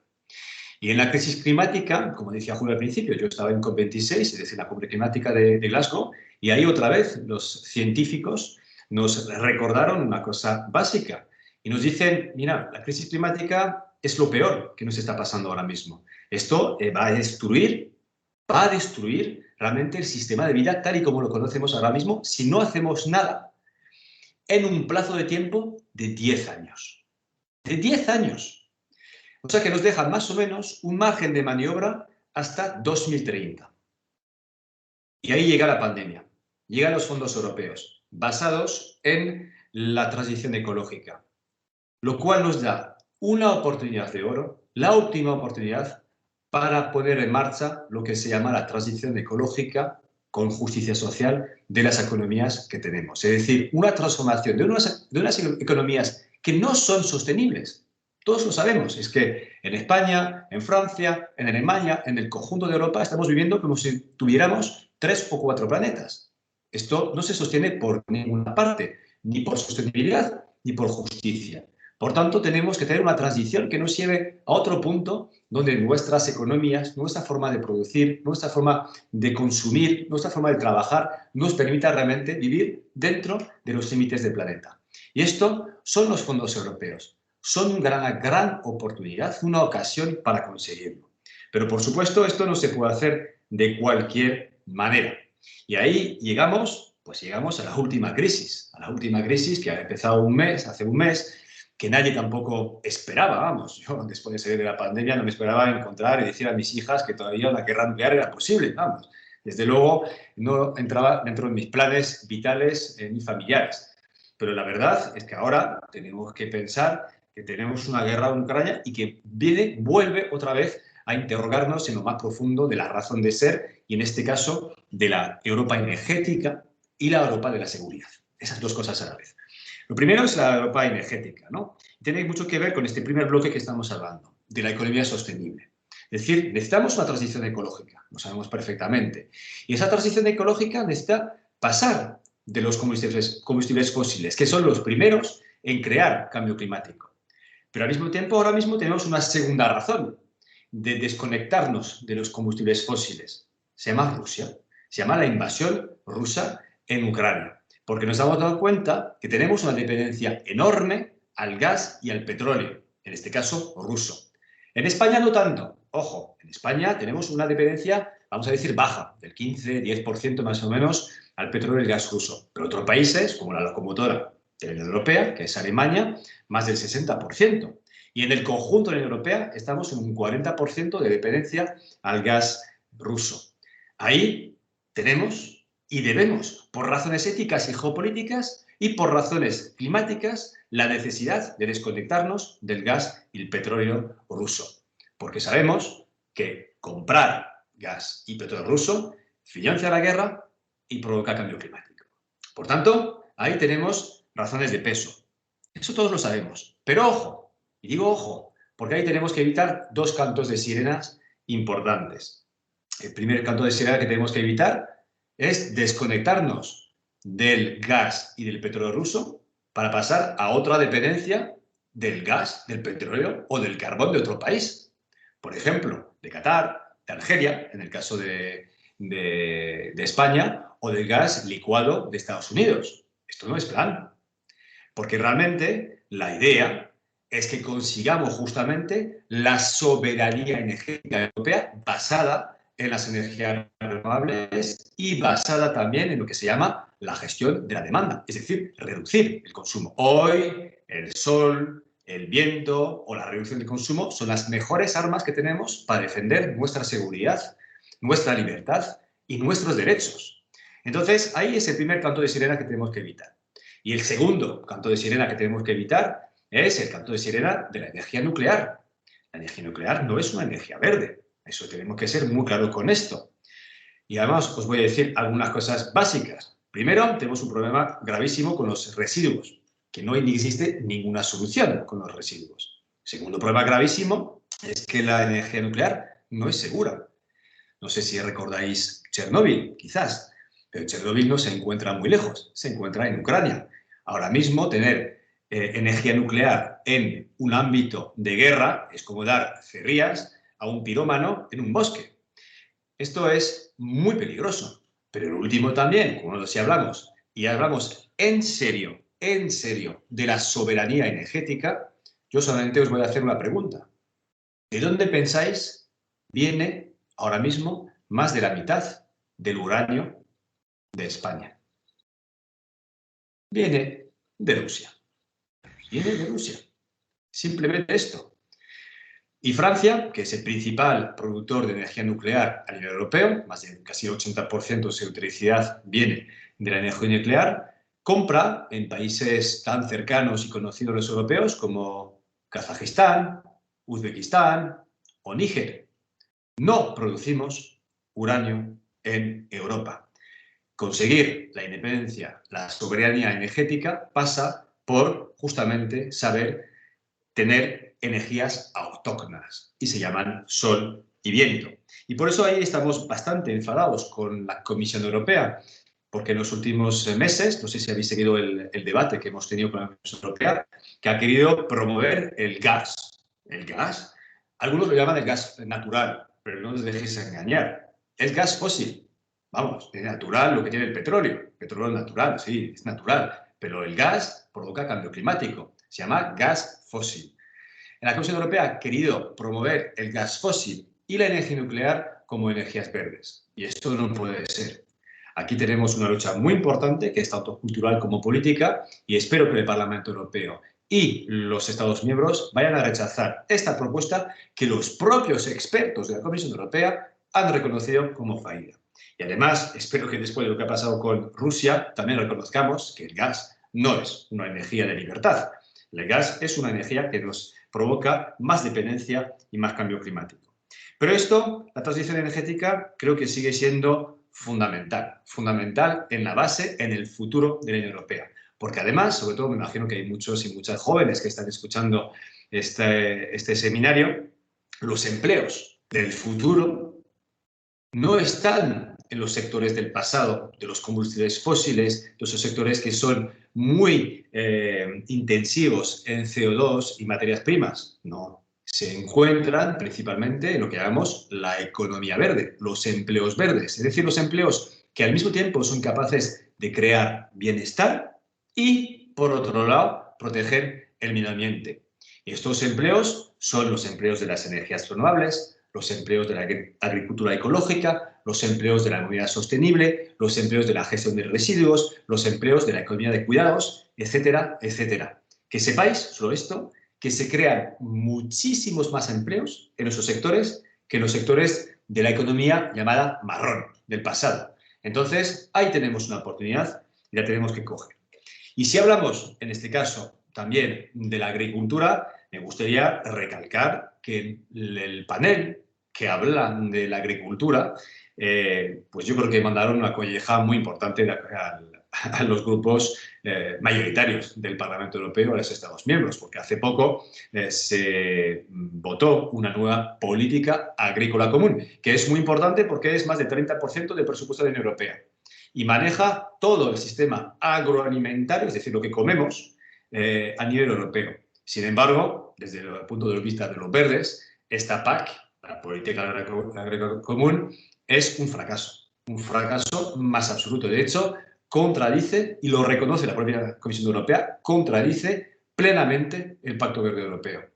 Ha fallado totalmente en responder a los retos verdes, a los retos del campo, a los retos, sobre todo, que es lo más importante, consumir, producir localmente lo que consumimos. Producir de forma ecológica, dar realmente el poder a las pequeñas empresas, a los pequeños agricultores y dejar de dar el poder a los grandes latifundios o al gran agribusiness. Y ahí hemos fallado de forma clara. Pero me alegro muchísimo, de verdad, muchísimo, que el panel de ciudadanos y ciudadanas que trabajan en el tema reconozca realmente que el futuro solo puede pasar por la agricultura ecológica. Y también, si hablamos de economía sostenible, yo creo que una cosa que hemos aprendido de la pandemia es que la salud es fundamental. La salud Es, de hecho, lo que hace que una vida valga la pena ser vivida. También, no solamente es vivir mucho tiempo, pero es vivir mucho tiempo con salud, por supuesto. Y ahí, desde luego, la Unión Europea puede dar un salto más, cooperando mucho más, pero también teniendo más competencias a nivel de la Unión Europea en términos de salud. Ahora mismo, principalmente, son competencias nacionalizadas y hemos visto que, sobre todo para los temas de salud que no tienen frontera, vamos, en un momento dado de la pandemia hemos pensado, vamos a cerrar la frontera, no sé qué, porque nos damos cuenta que no tenía ningún sentido, porque desde luego los problemas además eran exactamente los mismos en todos los países, vamos, eran olas que has visto cómo funciona, ¿no? Empieza la ola por una parte y va por otro lado, vamos. Ahí no se puede parar pensando que cada uno en su sitio se va a poder proteger. Lo que necesitamos realmente es pensar de forma conjunta como Unión Europea, cooperando con el resto de países, porque tampoco las fronteras son tan claras con nuestros vecinos del sur o del este. Entonces es tan importante, otra vez, esta idea fundamental de la cooperación. Pero también quería añadir el segundo bloque. Ahí hemos visto la necesidad de la sostenibilidad. Nos estamos cargando el planeta y necesitamos justamente deshacer el camino y crear otra economía que proteja el planeta y el clima. Pero ojo a esto. Solo se puede hacer con justicia social. La transición ecológica será justa o no será. Si la transición ecológica no es justa, tendréis lo que habéis tenido en Francia, por ejemplo, con los chalecos amarillos. O tendréis, por ejemplo, la extrema derecha ocupando la calle, culpando a la transición ecológica de todos sus males. Y esto no lo podemos permitir. Y por eso la transición ecológica tiene que ser una transición ecológica justa. Y por eso es tan importante poner en el centro de todo esto los derechos fundamentales, para empezar, a nivel de la Unión Europea. Y hemos visto, de hecho, y ahí pues tenemos un gran debate, ¿no? Con Hungría, no voy a decir con Hungría y Polonia, voy a decir con los gobiernos mayoritarios por ahora, que no es lo mismo, con los gobiernos de Hungría y de Polonia, que hemos visto, por ejemplo, con el tema de los derechos LGTBI, con los temas del aborto, por ejemplo, o de los derechos de las personas migrantes cuando son de otro país que no viene de la Unión Europea. Desde luego, ahí tenemos que pensarlo muy bien, porque los derechos fundamentales tienen que ser una base fundamental de la esencia misma de la Unión Europea. Y esto es justicia pura y dura. Y sabemos que contamos con muchísimas personas, y espero que sea mayoría cuando se vote en Hungría el 2 de abril, pero también en Polonia, que nos diga justamente que sí quieren derechos fundamentales. Y ahí creo que la Comisión Europea tiene que ser de verdad muy dura. Y he visto algunos movimientos en las últimas semanas que no me han gustado en absoluto. Justamente aprovechando la guerra de Ucrania, parece que la Comisión Europea estaría dispuesta a soltar los fondos europeos para Polonia, por ejemplo, a pesar de que Polonia no haya dado marcha atrás sobre el aborto, no haya dado marcha atrás, por ejemplo, sobre, los temas de justicia, que ha ido haciendo poco a poco en contra del marco legal europeo. Por tanto, aquí creo que mano dura es importante para poder tener límites sobre el Estado de Derecho tan importante para la Unión Europea. Pero si hablamos de justicia también, creo que ahí tenemos que hablar de justicia, y además una cosa que puede hacer ya la Unión Europea es la justicia fiscal.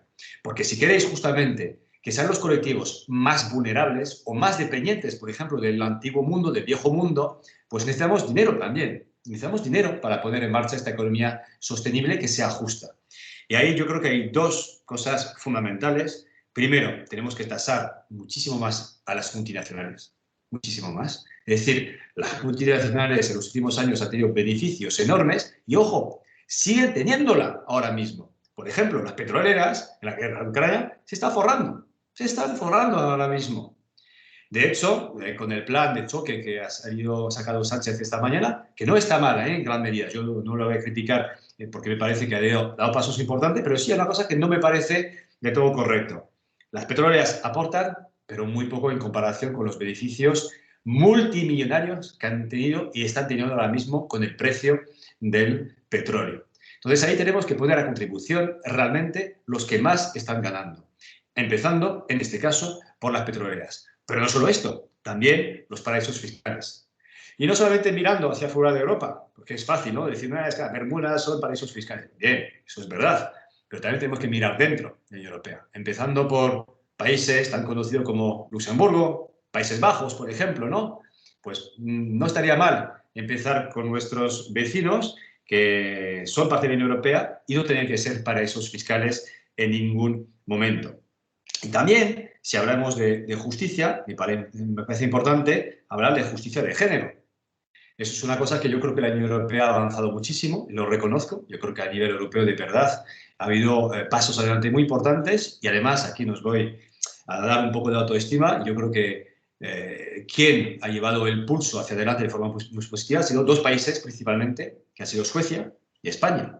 Realmente los países más potentes sobre estas temáticas, pues os puedo decir que nuestro país, por ejemplo, poniendo a millones de personas en la calle para el 8 de marzo, quizás no el último, pero los penúltimos, antes de la pandemia, pues ha sido España, que ha sido capaz de hacer una huelga de cuidados, por ejemplo. Y os puedo decir que en la Unión Europea se sabe que España es uno de los países más avanzados sobre este tema y espero que con la extrema derecha no vamos atrás, porque no os penséis que por haber conseguido algunos avances siempre los tenemos de cara al futuro. Y espero que la guerra de Ucrania nos haga pensar, por ejemplo, la democracia, pensábamos que ya la tenemos ganada. Nos hemos dado cuenta que no es tan así, no es verdad. Viendo lo que pasa en Rusia y Ucrania, viendo los avances de la extrema derecha, mirad Francia, si queréis podemos volver sobre lo que está pasando en el país vecino, desde luego tenemos que ver lo mismo con el feminismo. Cada avance tendrá una reprobación, una reacción por parte de la extrema derecha, con lo cual es tan importante seguir avanzando y que a nivel europeo tengamos muy claro, por ejemplo, una cosa básica que a veces se nos olvida, que una mujer y un hombre tienen que ganar lo mismo para el mismo trabajo. Y esto es una cosa que estamos luchando los verdes europeos de forma muy clara para que quede en la ley, quede en la directiva y que esto se pueda aplicar en todos los países de la Unión Europea. Luego veo que ya estoy llegando al final, si queremos tener algunas preguntas. Entonces voy a terminar con el último bloque que hace posible justamente que una economía sostenible con justicia social sea posible, es la democracia. En la democracia, como os decía, la democracia está amenazada. No pensemos que la democracia está dada, que siempre vivirá, que estamos al final de la historia. Eso no es verdad. El fin de la historia no existe. No existe simplemente. Y las cosas que tenemos, las tenemos que defender. Las tenemos que defender y las tenemos que mejorar. ¿Y eso cómo se puede hacer? Pues yo creo que a nivel europeo lo que he podido ver de los paneles de la ciudadanía es muy interesante. Es muy interesante y yo creo que va por el camino correcto. Por ejemplo, volver a una idea que ya teníamos hace unos 20 años. Una constitución de la Unión Europea. Pues sí, necesitamos una constitución muy clara, escrita justamente, y ahí lo voy a decir a propósito, no solamente por padres fundadores, sino también por padres y madres fundadores. Recordemos que los padres hicieron un muy buen trabajo, pero a las madres no las vimos hace 70 años. Y ahí necesitamos ya que haya mucho más ciudadanía de todo tipo que esté integrada en la redacción de lo que puede ser un texto base de lo que es la Unión Europea. Y además un texto base que simplificaría muchísimo la Unión Europea. Porque es verdad, yo lo vi realmente desde Parlamento. La Unión Europea no es tan complicada, pero sí que lo sigue siendo. Por tanto, yo creo que necesitamos justamente un texto base que acerque mucho más, es decir, un texto que permita entender de qué va la Unión Europea. Y luego ya tendremos las leyes necesarias para poder profundizar y ahí nuestros políticos, jurídicos, economistas harán lo que tengan que hacer con esas leyes. Pero por lo menos algo que todos podemos identificar por toda parte de la Unión Europea como un texto nuestro, fundador, fundacional, y yo creo que ahí lo necesitamos de nuevo. También me alegro haber visto, y además esto está pasando en el Parlamento Europeo, que por fin tengamos una lista transnacional. Me gustaría que fuera mucho más, ojo, porque en la anterior legislatura la propuesta que hicimos fue que al irse el Reino Unido podíamos recuperar los 75 eurodiputados y diputadas que había y convertirlos directamente en una lista transnacional. Ahí, por desgracia, pues no tuvimos mayoría en el Parlamento Europeo. No tuvimos mayoría. Los verdes votamos con partidos liberales, con partidos socialistas, pero bueno, en el último momento, pues unos cuantos nos fallaron, con lo cual no llegamos a poder proponerlo al Consejo Europeo. Y fue una pena porque yo creo que había un momento clave, justamente, ¿no? Este tipping point, el punto de inflexión que permitía proponerlo. ¿No fue posible? Vale, somos pacientes. Ahora, segundo round, y en el Parlamento Europeo, pues tenemos una mayoría entre los 4 grupos más importantes proeuropeos y y se ha propuesto una lista transnacional de 28. Yo repito, me parece poco a nivel cuantitativo, pero a nivel simbólico me parece importantísimo, porque creo que sí que estamos dando un paso adelante muy importante. Es decir, que reconozcamos que la Unión Europea es un conjunto, que no solamente existen los pueblos europeos, que existen, por supuesto, pero también existe el pueblo europeo, el demos europeo. Esto es un paso fundamental hacia algo que, por mí, ya existe desde hace tiempo. El demos europeo ya existe, ya ha emergido. Lo notamos en muchas cosas, aunque a veces nos cuesta, pero ya está aquí. Por tanto, es tan importante que la lista transnacional haga posible y visible una realidad que culturalmente ya se está dando cada vez más. También yo os diría dos cosas más para terminar. Más poder al Parlamento Europeo, porque es la Cámara directamente elegida por parte de la ciudadanía europea. Y por eso es tan importante que tengamos más poder de este lado a esta Cámara tan fundamental en el funcionamiento de la Unión Europea. Y también en este caso, bueno, lo voy a decir, quitar poder al Consejo Europeo y sobre todo cambiar sus formas de funcionar. La unanimidad en algunos casos, como puede ser lo fiscal, lo de la seguridad, no puede ser. Esto bloquea totalmente la Unión Europea, menos en tiempos de crisis más absoluta como tenemos ahora mismo, pero en general no permite avanzar.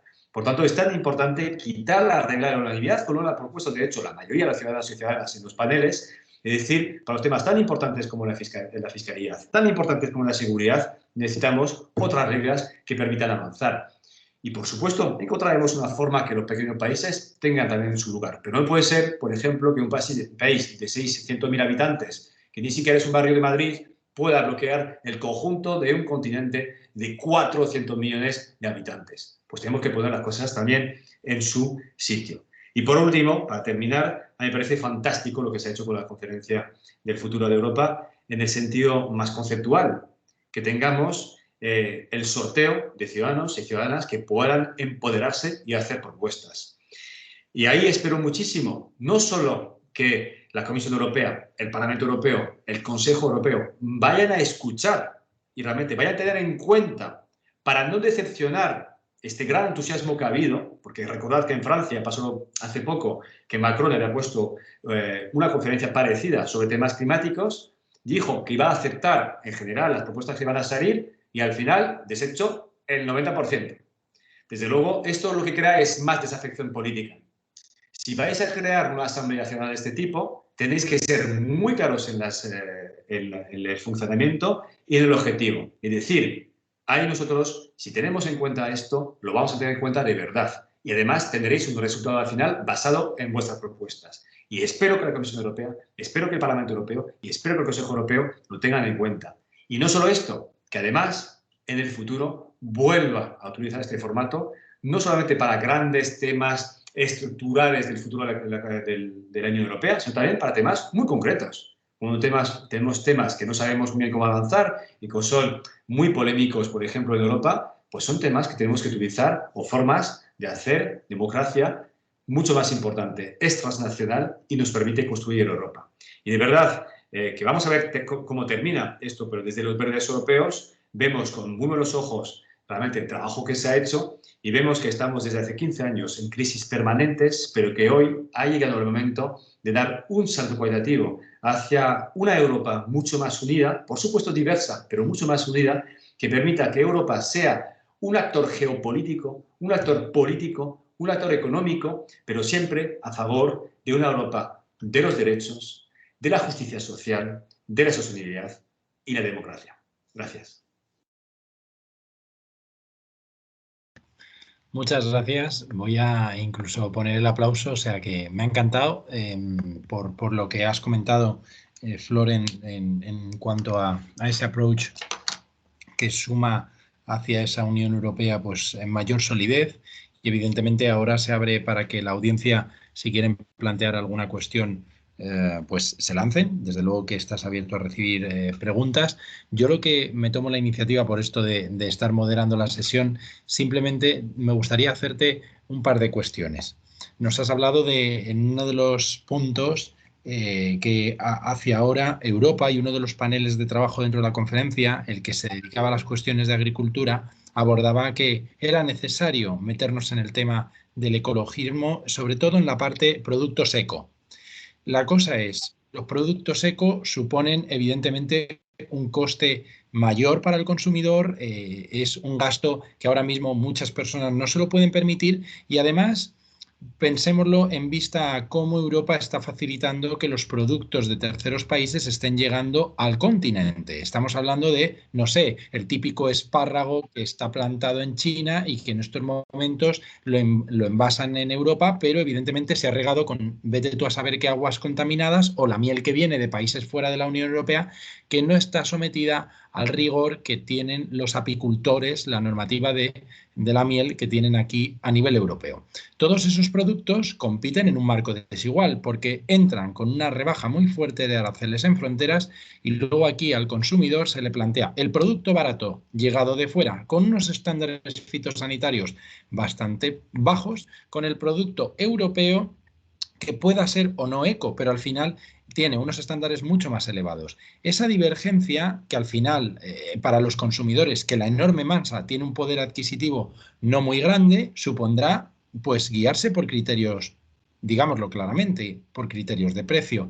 Eso, ¿cómo vamos a poder posibilitar que la inmensa mayoría de las personas tengan acceso a esos productos eco que para, evidentemente, comerte un kilo de carne, que hay que reducir el consumo, efectivamente, pero ¿cómo vamos a poder comprarla al precio al que se va a poner si estamos optando por ese camino? Eso es una de las preguntas.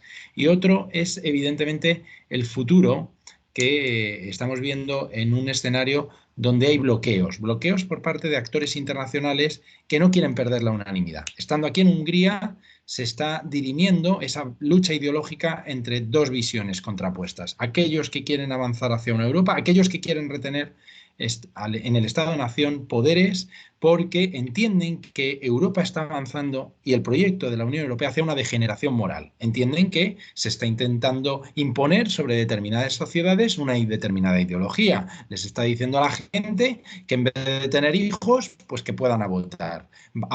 En vez de tener oportunidad de ver a un hombre y a una mujer como el matrimonio tradicional, vean a las 5 de la tarde en televisión española a señores haciendo trajes para drag queens. Entonces, ese modelo de sociedad, según lo que estamos viendo, porque aquí uno aprende de todo, entiende con el contacto que entran los políticos esa divergencia que existe entre dos Europas. Es decir, dentro de la Unión tenemos partidos y gobiernos que entienden que el ser europeo pues no tiene por qué ser el que comparte una determinada ideología que a lo mejor puede ser la que está al frente de Bruselas. ¿Cómo vamos a poder construir una Unión Europea con esa semejante disparidad de criterios? Porque evidentemente tú no ves que podremos avanzar hacia una unión dentro de la Unión. ¿Cómo va a ser el resultado así? Porque si les tensionamos y les llevamos a que los húngaros hagan lo que nosotros pensamos que es adecuado, al final puede que terminen saliéndose y ocurriendo lo que el Brexit fue, cuando se estaba construyendo un mayor proyecto político. Si ahora no es por lo político, pero vamos hacia otras líneas que tensionarán por la regulación, el reglamento de condicionalidad del presupuesto comunitario, que es una de las herramientas más graves que estos países están viendo como que les puede cortar el grifo de la financiación, van a decir, si Europa me dice cómo me tengo que comportar y Europa no me da dinero porque cuando lo quiero se lo pido y me dicen que Estado de Derecho, así como lo estoy haciendo, no. Políticas así como las estoy implementando, no. ¿Para qué voy a estar en Europa? Al final, ¿no crees que eso tensionará mucho a la Unión Europea? ¿Cómo lo ves? Sí, a tus dos preguntas. Primero sobre la PAC, ¿no? Sobre la política agraria común y el coste. Tienes toda la razón. De hecho, ahora mismo, mira, es temporada de espárragos, ¿no? Yo os recomiendo comprar espárragos los blancos, ¿no? Que vienen de Navarra, porque además allí la sopa tolerana es perfecta para la temporada. Pero es verdad que a lo largo del tiempo, todo el año, lo que encontramos no son espárragos de Navarra, porque de hecho solamente te crecen en marzo o abril. Entonces el resto del tiempo los espárragos suelen venir de Perú, principalmente, ¿no? ¿Y esto qué pasa? Pues pasa efectivamente que el mercado globalizado, tal y como lo tenemos, no es sostenible y además no refleja bien el precio. Es decir, no refleja bien el impacto real que tienen la forma de producir alimentos sobre el medio ambiente o sobre los trabajadores o sobre los animales. ¿no? Las tres cosas a la vez. Y de hecho, una de las primeras cosas que tenemos que hacer es que los productos que comemos en el día a día, internalizaran, es decir, que realmente tuvieran en cuenta dentro de su precio, pues todos los impactos negativos que puedan tener. Si hablamos de la carne, por ejemplo, pues tenemos que saber que ahora mismo la gran mayoría de los animales que están en macrogranjas o granjas industriales, porque esto no son granjas de pequeños agricultores, ¿no? Más bien son industrias pesadas, realmente no reciben un buen trato. Por otro lado, tenemos que saber que todos los impactos negativos cuando utilizamos pesticidas, químicos, por ejemplo, son enormes. O cuando consumimos, por ejemplo, en cualquier temporada, productos que no son en temporada y que vienen de 5 kilómetros, eso también tiene un impacto enorme sobre el cambio climático. Porque para que el avión o el barco haya podido llegar a vuestro lugar de consumo, esto ha sido muchísimo queroseno, por ejemplo, que se ha quemado. Por tanto, y ahí, por supuesto, hablemos de los trabajadores y trabajadoras. Podemos ir, por ejemplo, a los campos de fresa de Huelva. Y además, la mayoría son migrantes, bien sin papeles, bien con papeles, pero bastante mal tratados o pagados. Por tanto, estos son impactos sociales, ambientales y de bienestar animal. Y lo primero sería internalizar el coste real que tienen esos productos. Y lo segundo, y es lo que esperamos de la PAC, y por eso estamos tan enfadados a nivel político, ¿no? No digo a nivel emocional, porque eso es política también, pero a nivel político estamos muy enfadados desde los verdes, porque realmente lo que tiene que hacer la PAC es subvencionar justamente las formas sostenibles de producir. De hecho, ¿qué ha hecho la PAC en los años 60 y 70, cuando se crea? Es subvencionar, apunta para justamente la agricultura europea. Y lo ha hecho bien, porque ha conseguido justamente crear un marco que ha hecho posible la soberanía alimentaria a su manera de la Unión Europea. Pero lo que tenemos que hacer ahora mismo es subvencionar justamente la transformación y la transición de todo el campo europeo para que produzca de forma orgánica y sostenible. Entonces ahí son las dos cosas que tenemos que hacer a la vez. Reconocer el coste real que puedan tener los productos y al mismo tiempo bajar los productos que son buenos para las personas, que son buenos para el medio ambiente y son buenos para los animales. Y por supuesto también tienes toda la razón. En la normativa estándares, de hecho esto está avanzando, no nos creemos, está avanzando porque de hecho se está buscando cómo hacer los tratados comerciales que en cualquier momento no haya doble estándar, ¿no? Que los productos que vengan de fuera tengan estándares por debajo de lo que hacemos en la Unión Europea y por tanto se venda más barato que lo que tenemos en Europa y además de menor calidad. Esto no puede ser. Ahí estamos avanzando bastante y yo creo que efectivamente es una línea que tenemos que ir profundizando cada vez más y tiene mucho que ver con todos los tratados comerciales, de hecho, ¿no? Que se han hablado muchos años, como el CETA, como el TTIP, como el Mercosur, que de verdad tendrían que tener además un marco normativo mucho mejor planteado, es decir, que primero tenían que rendir cuentas a un marco superior que es el Acuerdo de París, para empezar. Es decir, el Acuerdo de París es el marco superior y los acuerdos comerciales siempre tienen que responder a esta pregunta. ¿Estamos o no estamos permitiendo alcanzar los acuerdos climáticos? Y esto cambiaría muchísimo los tratados comerciales, que en general, hasta la Comisión Europea me lo reconocía hace algunos años, que el TTIP, por ejemplo, iba a aumentar las emisiones de CO2. Entonces, aquí estamos jugando. Por un lado decimos que queremos bajar las emisiones y por otro lado las subimos con unos tratados comerciales que además son todo menos imprescindibles en este momento. Por tanto, ahí efectivamente son dos cosas que tenemos que ir haciendo. Sobre los bloqueos, es una pregunta muy difícil de contestar, muy difícil, porque efectivamente para cambiar, de hecho, los tratados se necesita unanimidad, pero cualquier país lo puede bloquear. Entonces ahí estamos en una contradicción enorme, ¿no? Para cambiar la unanimidad necesitamos unanimidad. Ojo, qué posible es, porque se ha conseguido varias veces cambiar los tratados, pero no mucho, se cambian en momentos muy concretos. Entonces, esto sería lo primero.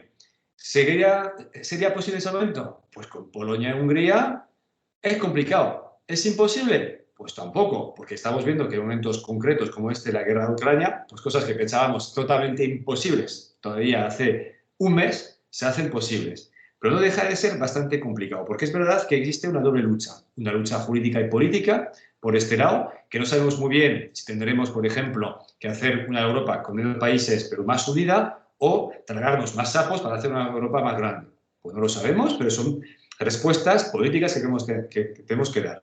Y luego otra pregunta, que es una lucha, al final es una lucha cultural. Lo que tú comentabas que está pasando en Hungría y Polonia, también está pasando en otros países, no nos creamos. Esto es una lucha cultural a nivel mundial y europeo. Cuando vemos lo que dice Vox, por ejemplo, sobre las mujeres, por ejemplo, o su forma de entender el movimiento LGTBI, hay una lucha cultural también en España. Cuando vemos que Zemmour, por ejemplo, o que Le Pen, por ejemplo, en Francia, los dos juntos llegan a 30%, imaginaos, ¿no? La República Francesa tiene 30% de votos a la extrema derecha, pues hay un debate cultural muy importante. Zemmour, el candidato francés de extrema derecha, ha sido condenado por abuso sexual, ha sido condenado por incitación al odio. Ojo, y sigue teniendo 12% de los sondeos. Y eso no solamente es una cuestión de sondeos y políticos, es una cuestión profundamente cultural, y ahí que creo que tenemos que plantear justamente este debate, y espero, de hecho, que las asambleas ciudadanas del futuro de la Conferencia del Futuro de Europa justamente permita avanzar en esas cuestiones. Es una forma que me parece buena justamente de plantear esos debates, porque tenemos que dar respuestas. Y no tenemos que solamente decir, oye, cuidado que llegan los fascistas. Eso no funciona. Porque además muchos votantes no son fascistas, para empezar. Simplemente están perdidos, desunidados, no entienden el funcionamiento o han perdido mucho en esta globalización. Y tenemos que entender el sufrimiento de la gente. Tenemos que entender qué está pasando y que la globalización ha dado personas que han ganado, pero personas que han perdido mucho. Y en este sentido, tenemos que entender lo cultural, tenemos que entender justamente que cuando personas pierden frente a una globalización que no es realmente justa, tenemos que aportar respuestas justas. No respuestas desde el odio, sino más bien respuestas desde la solidaridad. Yo creo que es el gran debate que tenemos y no tenemos que dudar en dar esta batalla cultural. Pues muchísimas gracias. Tenemos una intervención a José Ángel Talavera. José Ángel, coméntanos.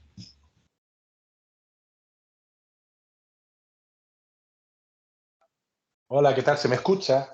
Sí, ahora se te escucha. Hola, es que no quiero ser repetitivo, pero es un foro ideal, un foro estupendo, con Floren, con Julio, que bueno, yo me atrevo a seguir preguntando, que a fin de cuentas soy una persona activa en ese sentido y utilizo la palabra y sencillamente tengo dos preguntitas. Con respecto a lo último que se ha hablado, con respecto a las personas que votan a opciones intolerantes, ¿no? Que no incluyen a nadie, son excluyentes. Para mí que es un sentido de frustración y de complejo de inferioridad que hay que tratarlo de otra manera. Estoy de acuerdo con que, a fin de cuentas, los derechos humanos que deben de prevalecer no pueden ser fascismo, no puede ser nada de eso, porque estamos en un momento nuevo y hay que hablar de derechos humanos, de libertades públicas, de derechos civiles, por supuesto. En ese caso es una opinión mía. Pero a Flores le quiero hacer dos preguntas sencillas. El tema del reciclado de los materiales domésticos, de los urbanos, por ejemplo, con una empresa como Ecoembes, ¿cómo lo va a resolver la Unión Europea? ¿Cómo puede dar a entender que las grandes corporaciones, más de 400 empresas, bueno, en España miles de empresas poderosas o no tan poderosas, pero que llevan, ¿no?, ese tipo de cosas, como poner a un zorro a vigilar a la gallina? Eso por un lado, ¿no? ¿Cómo se ve este tipo de historias tan singulares, pero a la vez tan diferentes en cada país? He tenido oportunidad de viajar por Europa, incluso Luxemburgo, que realmente sí es verdad que en cuanto al tema del paraíso fiscal es tremendo, pero por otro lado tiene una política de reciclaje tremenda. Pagan hasta 7 euros por una botella de vino que incluyas tú en la máquina de los supermercados. Latas de cerveza que sean de Luxemburgo pagan a las personas, y como en las Islas Canarias, de nuevo, que es lo que yo tengo en mi entorno, es un desastre tremendo, ¿no? No hay una política severa con eso. No sé si hay unas líneas, unas directrices que obliguen en el futuro inmediato a que se cumpla esa política. Y por otro lado, que es otra pregunta que quiero hacerte, Flores, ¿tú cómo ves? Yo creo que no ha habido ningún tipo de estado de excepción, ni siquiera de sitio, ¿no? Como por ejemplo reconoce nuestra Constitución, ¿no? El capítulo quinto del título segundo, donde habla de la suspensión de los derechos. ¿En qué sentido lo digo? La libertad de expresión, la libertad de información, la seguridad jurídica. ¿Cómo puede ser que corten las emisiones de Russia Today, de RT, de Sputnik, que hablen de oligarcas y que les quiten las cosas? Yo incluso estoy en contra de ese zar, del autócrata este de Putin, pero veo una debilidad totalmente en eso. No lo hicieron en un momento con las luchas yihadistas, y en este caso son capaces, en un momento dado, de buenas a primeras, yo sé que es controvertido esto que digo, pero yo no soy un niño de 12 años. Yo creo que soy capaz de tener criterio para poder tomar decisiones. Me parece que haya tocado, bueno, no fondo, por supuesto que no, pero la Unión Europea debería de entender que cada uno podemos solicitar información de los focos que uno quiera y sacar conclusiones. Yo te digo, no quiero que me traten como un niño. Esto porque, por ejemplo, podrá suceder con otras cosas cuando el puritanismo este que nos llega se haga más firme. Imagínense, ¿no? Que en un momento dado nos corten comunicación con el fomento o el mantenimiento del feminismo, de ese tipo de cosas, porque no gusta, por lo que sea, y venga, quitemos canales que hablen de eso. ¿Qué les parece? Gracias, de nuevo.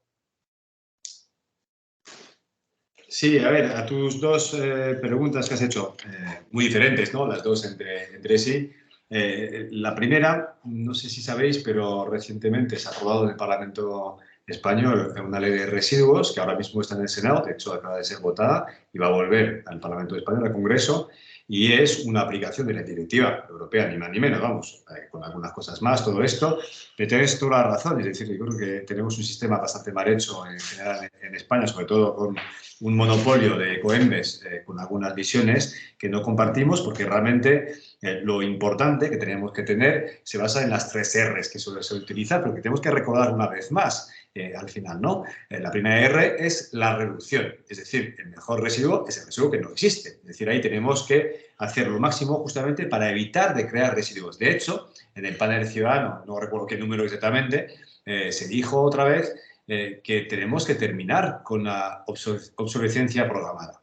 Porque la obsolescencia programada es quizás una cosa buena para los beneficios de algunos, pero a nivel ecológico es una aberración que crea cada vez más residuos. Además, residuos que no estamos gestionando a menudo en Europa, porque la mayoría de los residuos electrónicos, por ejemplo, de los móviles, no se quedan en Europa, van a África o van a la India. Por tanto, ahí tenemos que pensar muchísimo en reducir los residuos, es decir, utilizar, por ejemplo, más tiempo los aparatos que podamos tener o simplemente también tener otros tipos de tecnologías que no siempre sean high-tech, sino a veces low-tech. Hemos a veces olvidado que podemos hacer más cosas que no siempre sean súper de alto rendimiento tecnológico, que también tenemos que recordar que tiene un impacto ecológico muy importante, solamente para que sepáis que el sector informático emite más CO2 a nivel mundial que el sector de los aviones.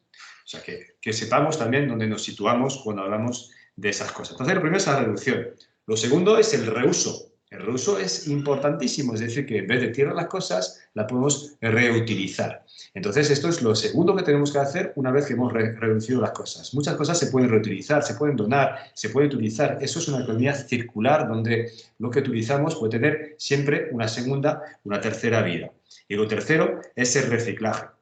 Entonces, ahí es muy importante lo que comentas de Luxemburgo. No sé si es exactamente esto, pero al final también es lo que se llama el sistema de retorno. Depósito y retorno. Y ahí es una cosa que hemos luchado muchos años y poco a poco vamos hasta este sistema que antes, de hecho, ya existía. Es decir, es un sistema que hemos abandonado en los años y que, de hecho, sigue existiendo en muchos países. Yo he vivido muchos años en México, por ejemplo, y os puedo decir que el sistema de retorno, depósito y retorno era un sistema vigente. Se hacía mucho con las botellas de cualquier cosa de vidrio, se compra una botella en cualquier lugar, se deja un poco de dinero, unos céntimos, y luego cuando se devuelve se recupera este dinero. Y luego esas botellas se vuelven a utilizar. Se puede hacer con todo lo que utilizamos de botellas de cristal, que sea para la leche, que sea para el agua, que sea para las cervezas o el vino, pues imaginad. Entonces, esto es un sistema básico que yo creo que poco a poco va a volver, porque además es un sistema bastante lógico. Eso sí, tenemos que recordar que tenemos que ser, y la ecología es bastante lógica en este sentido, en la economía circular. Y lo segundo que comentas, pues efectivamente, yo tengo muchas dudas sobre lo que se ha hecho con Sputnik, con RT, y yo creo que efectivamente ahí se ha apresurado un poco en tomar decisiones que quizás no eran las más importantes en ese momento. Es verdad que existe desinformación, existe propaganda, pero es verdad que todos hacen, no todos, pero muchos hacen de propaganda y desinformación, y ahí tenemos que luchar contra los fake news que se pueden dar en los medios de comunicación, no solamente de los rusos, pero también de unos cuantos medios ahí a nivel europeo que también sabemos perfectamente que no han propagado no digo para la guerra de Ucrania, sino en anteriores procesos, información que era veraz. Entonces ahí hay todo un trabajo que yo creo que hacen, de hecho, no solamente a nivel político, sino también a nivel periodístico que se está haciendo. A mí me gusta mucho, por ejemplo, Le Monde en Francia, que tiene una sección especial que llaman Décodeur, que es una forma de decodar, ¿no? ¿Cómo sería en español? Sería la forma de descodificar, ¿no? Explicar y simplemente poner los hechos y dicen, mira, ha dicho tal cosa tal persona, ¿qué ha pasado de verdad? ¿Es verdad? ¿No es verdad? ¿O es la mitad verdad? Y yo creo que cada vez más periódicos están haciendo esto, me parece también una ética periodística que es fundamental. Por tanto, no va, efectivamente, yo ahí que estoy de acuerdo solamente de censurar o quitar medios, sino también de que los medios hagan su trabajo también sobre las fuentes de su información, sobre la veracidad de lo que está diciendo y también una parte de educación del público, es decir, que seamos capaces de reconocer también la información y de ir a buscarla y saber cómo se busca, porque hoy en día lo que nos pasa es que no nos falta información, exactamente lo contrario. Tenemos una sobrecarga de información y hay tanta información que ya no sabemos dónde buscar la información de calidad. Y ahí es verdad también, y se está dando en todos los países europeos ahora mismo, me parece lógico que los periódicos poco a poco estén pidiendo justamente que se remunere mucho más su trabajo. Porque nos hemos acostumbrado a tener la información gratis, como si fuera normal, pero eso es exactamente lo contrario de una información de calidad. Es lógico tener que pagar también para un periódico, para que la gente detrás puedan ser pagados al justo nivel, para que puedan hacer sus informaciones de calidad. No puedes pedir a un periodista que se paga 10 euros la pieza, que te haga una súper pieza con un montón de información que te va a dar realmente una visión muy clara de lo que está pasando. Si te pagas un poco más, quizás tenga tiempo realmente para hacerte una pieza correcta. Con lo tanto, ahí yo creo que efectivamente no va tanto de prohibir o no prohibir algunos periódicos online, sino más bien de la educación del público, de la capacitación, mejor dicho, que educación me gusta quizás más, ¿no? Capacitación del público y al mismo tiempo pues una ética periodística que permita dar información de calidad. Pues muchísimas gracias, Floren, por las respuestas, por tu cordialidad, por tu amabilidad y la disponibilidad que has tenido. Y no sé si hay alguien dentro del público que quisiera preguntar algo más a Floren, porque tenemos realmente la suerte de poder contar con una persona que ha estado en todos estos foros y en todos estos escenarios. Tenemos a Guillermo Esponda. Guillermo, por favor, adelante.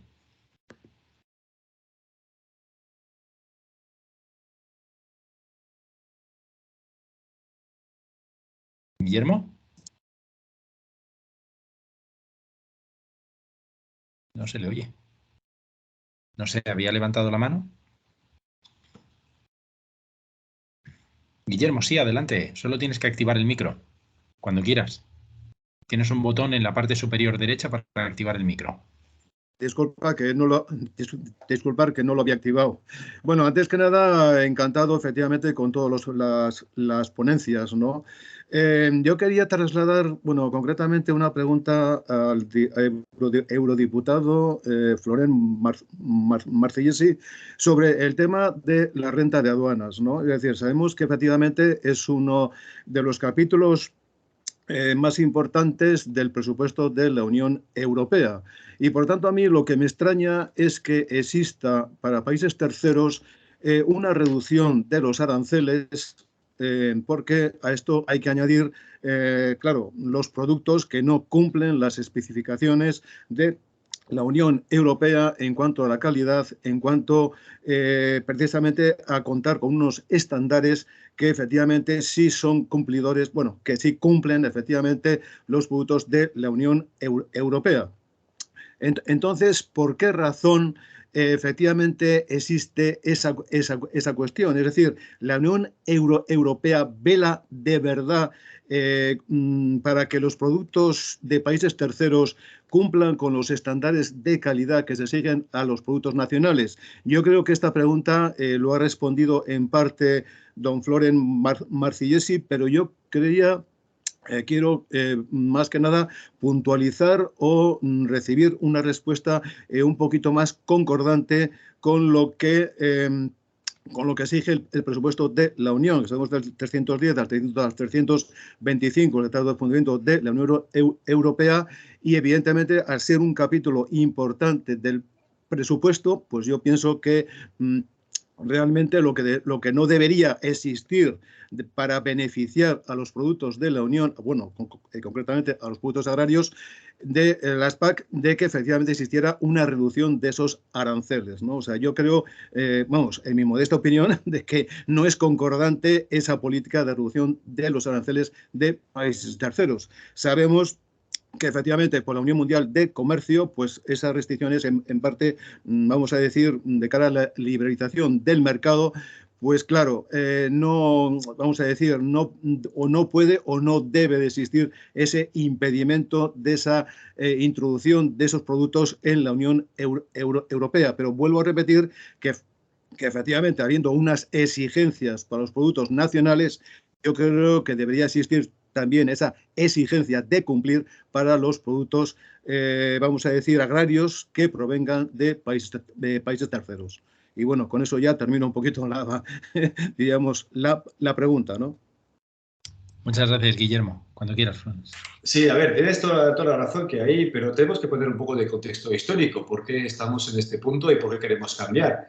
Es que salimos, yo creo que salimos, de hecho, estamos al final de un cambio, de un ciclo histórico donde realmente lo que predominaba eran las teorías neoliberales del comercio a nivel mundial y de la globalización. Con lo cual, el objetivo que se estaban dando en la mayoría de los gobiernos a nivel internacional era justamente suprimir los aranceles y además hacerlo sin ningún tipo de base social, ambiental y que lo más importante era un comercio al 100% puro, libre, ¿no? en este concepto teórico. Sin embargo, yo creo que además la guerra de Ucrania está poniendo de nuevo un límite muy claro, es que el comercio libre y puro, tal y como se ha pensado hasta el momento, pues tiene sus limitaciones muy claras, porque además tenemos que poner reglas mucho más importantes, y reglas mucho más importantes empezando, por, como decíamos antes, por el impacto que puedan tener los productos y las normativas que puedan seguir en una región u otra, porque además, al final, la forma de producir es muy política, también son normas sociales, son normas éticas que tenemos en cada país, es importante también que tengamos formas de producir parecidas para construir un mundo que nos parezca que vaya evolucionando hacia un sentido correcto de sostenibilidad, de democracia y de justicia social. Con lo cual ahí yo creo que estamos en una nueva fase y por eso decía que está en marcha. Quizás no vaya lo suficiente rápido, pero revertir un ciclo histórico de casi 50 años no se hace en 2 días. Yo os puedo decir que en los tratados se ponen cada vez más normas justamente para que los productos que entran en Europea vayan justamente cumpliendo con esas normas, pero incluso a veces es contradictorio porque vamos a ir a buscar a 5.000 o 10.000 kilómetros productos que podemos producir a nivel local. Y eso digo por la crisis climática. Es decir, que hay algunas cosas que no tienen ningún sentido a nivel ecológico. Y de hecho, por eso también la Unión Europea está estudiando, y eso es una cosa que estamos viendo desde hace muchísimo tiempo, algo que es, podríamos llamar, un arancel de CO2. Es decir, que las fronteras de la Unión Europea hubiera un arancel basado en el CO2, para que los productos que entren justamente no compitan a la baja con los productos europeos, sino que realmente se tengan en cuenta su huella ecológica, su huella de carbono, principalmente, es decir, la huella de carbono, lo que emiten, para poder entrar en Europa y competir de forma clara con productos, no voy a decir nacionales, pero productos europeos, y para ver realmente el componente de CO2 que puedan tener dentro. Claro, esto es nuevo, pero está clarísimo que hace 50 años la crisis climática ya la conocíamos. Los ecologistas, que eran una minoría, la conocíamos, pero muy poca gente la tenía en cuenta para hacer políticas. Hoy en día ya no es el caso. La crisis climática tiene que ser, por ejemplo, el centro realmente de cualquier política comercial. Y por tanto es tan importante que tengamos un impuesto de CO2 a la frontera de la Unión Europea. Y espero que con los trabajos que estamos haciendo esto vaya a salir. Y yo creo que no es la única respuesta que se puede dar, por supuesto, pero es una respuesta muy importante justamente para poner muy claro dónde están las prioridades que tenemos. Y yo creo que proteger el clima, proteger nuestros hijos, protegernos a nosotros mismos también, porque el clima no es una cuestión solamente de mañana, también es una cuestión de hoy en día. Recuerdo que hoy en día, ahora mismo, 50% de la población mundial ya está en zonas de riesgo, de alto riesgo climático, y esto incluye las zonas principalmente de sur de Europa, es decir, incluyendo a España, principalmente Murcia, Andalucía. Por tanto, tenemos que tener en cuenta que la crisis climática se tiene que incluir de forma transversal en cualquier política comercial, económica y, en este caso, tu pregunta, Guillermo, también de una política de aranceles. Muchas gracias por la respuesta. Encantado, ¿eh? Gracias. Y si puedo agregar simplemente un pequeño dato, cuando estábamos estudiando Rogelio y yo el tema del desarme arancelario, había opciones políticas en el pasado que pidieron la supresión absoluta de esos aranceles con los productos agrícolas llegados de terceros países que están en vías de desarrollo, y aunque no cumplan esos estándares, ¿por qué desarme arancelario? Porque imaginemos que esos estados que están en vías de desarrollo, lo único con lo que pueden competir es con el precio del trigo, es con el precio de los productos agrícolas. Es que no tienen otra cosa, no tienen acero, no tienen industria pesada con el que poder llevar a cabo, pues eso, una competición. Entonces, se veía desde el foro de la OMC que lo justo sería que estos estados, pues bueno, se les dieran facilidades de acceso a sus mercancías, pero con el tiempo ya hemos visto, nosotros hemos ido sumando más requisitos adicionales a nuestros productos internos y eso no se ha terminado de ver cumplido. Entonces, bueno, puede que en el futuro pues vayamos hacia mayores exigencias en los tratados de libre comercio, como Floren ha apuntado. Vale, pues si no tenemos más preguntas, Floren, darte las gracias. Con esto ponemos ya fin a este congreso que hace un balance de la conferencia sobre el futuro de Europa, donde hemos visto el papel de los jóvenes, hemos visto el papel de los campos donde cabe hacer un avance en la integración y plantearse también esos debates que se abren en la sociedad europea plural, donde hay distintos modos de enfocar y de entender cómo es esta construcción europea. Y ojo, se trata de sumar y convencer que, como bien has dicho, Floren, en los momentos de crisis, citando las palabras de Jamonet, somos capaces de dejar de lado posiciones que nos enconan y nos enfrentan y podemos tender puentes y avanzar a medidas conjuntas. Lo que me decía el profesor Aldecoa de que hemos dado pasos federalistas como la creación del fondo Next Generation, nueva generación, con ese giro copernicano que vamos a dar con la transición ecológica, con el Green Deal que estamos dando en esa transición que cubrirá ámbitos que vienen siendo sociedad y no solamente ecología. Pues desde luego vamos a vivir un momento muy interesante en la historia europea y vamos a ser testigos y vamos a estar ahí. Así que, Floren, esperamos, yo al menos espero verte en el Parlamento Europeo muy pronto, siendo actor y por supuesto, que liderando esas voces que lleven a cabo transformaciones, ¿no? En el ámbito sostenibilidad. Y nada más, daros las gracias a los ponentes y sobre todo también a los asistentes. Dar las gracias a todos aquellos que se están encontrando con que les interesan las cuestiones europeas y se suman a este debate y apuestan por ello. Y a los ponentes que hoy han pasado por aquí, porque gracias a vosotros también ha sido posible. Esto se queda grabado y lo haremos difundir por las distintas asignaturas, clases, y lo tendréis accesible en YouTube para cuando queráis acudir y recurrir a este material. Así que muchísimas gracias y nada, si queréis decir algo más, pero vamos, en principio, gracias y ya quedan concluidas las sesiones. Hasta luego a todos y a todas y nos vemos para la próxima que organizaremos sobre derechos fundamentales en mayo. Un saludo.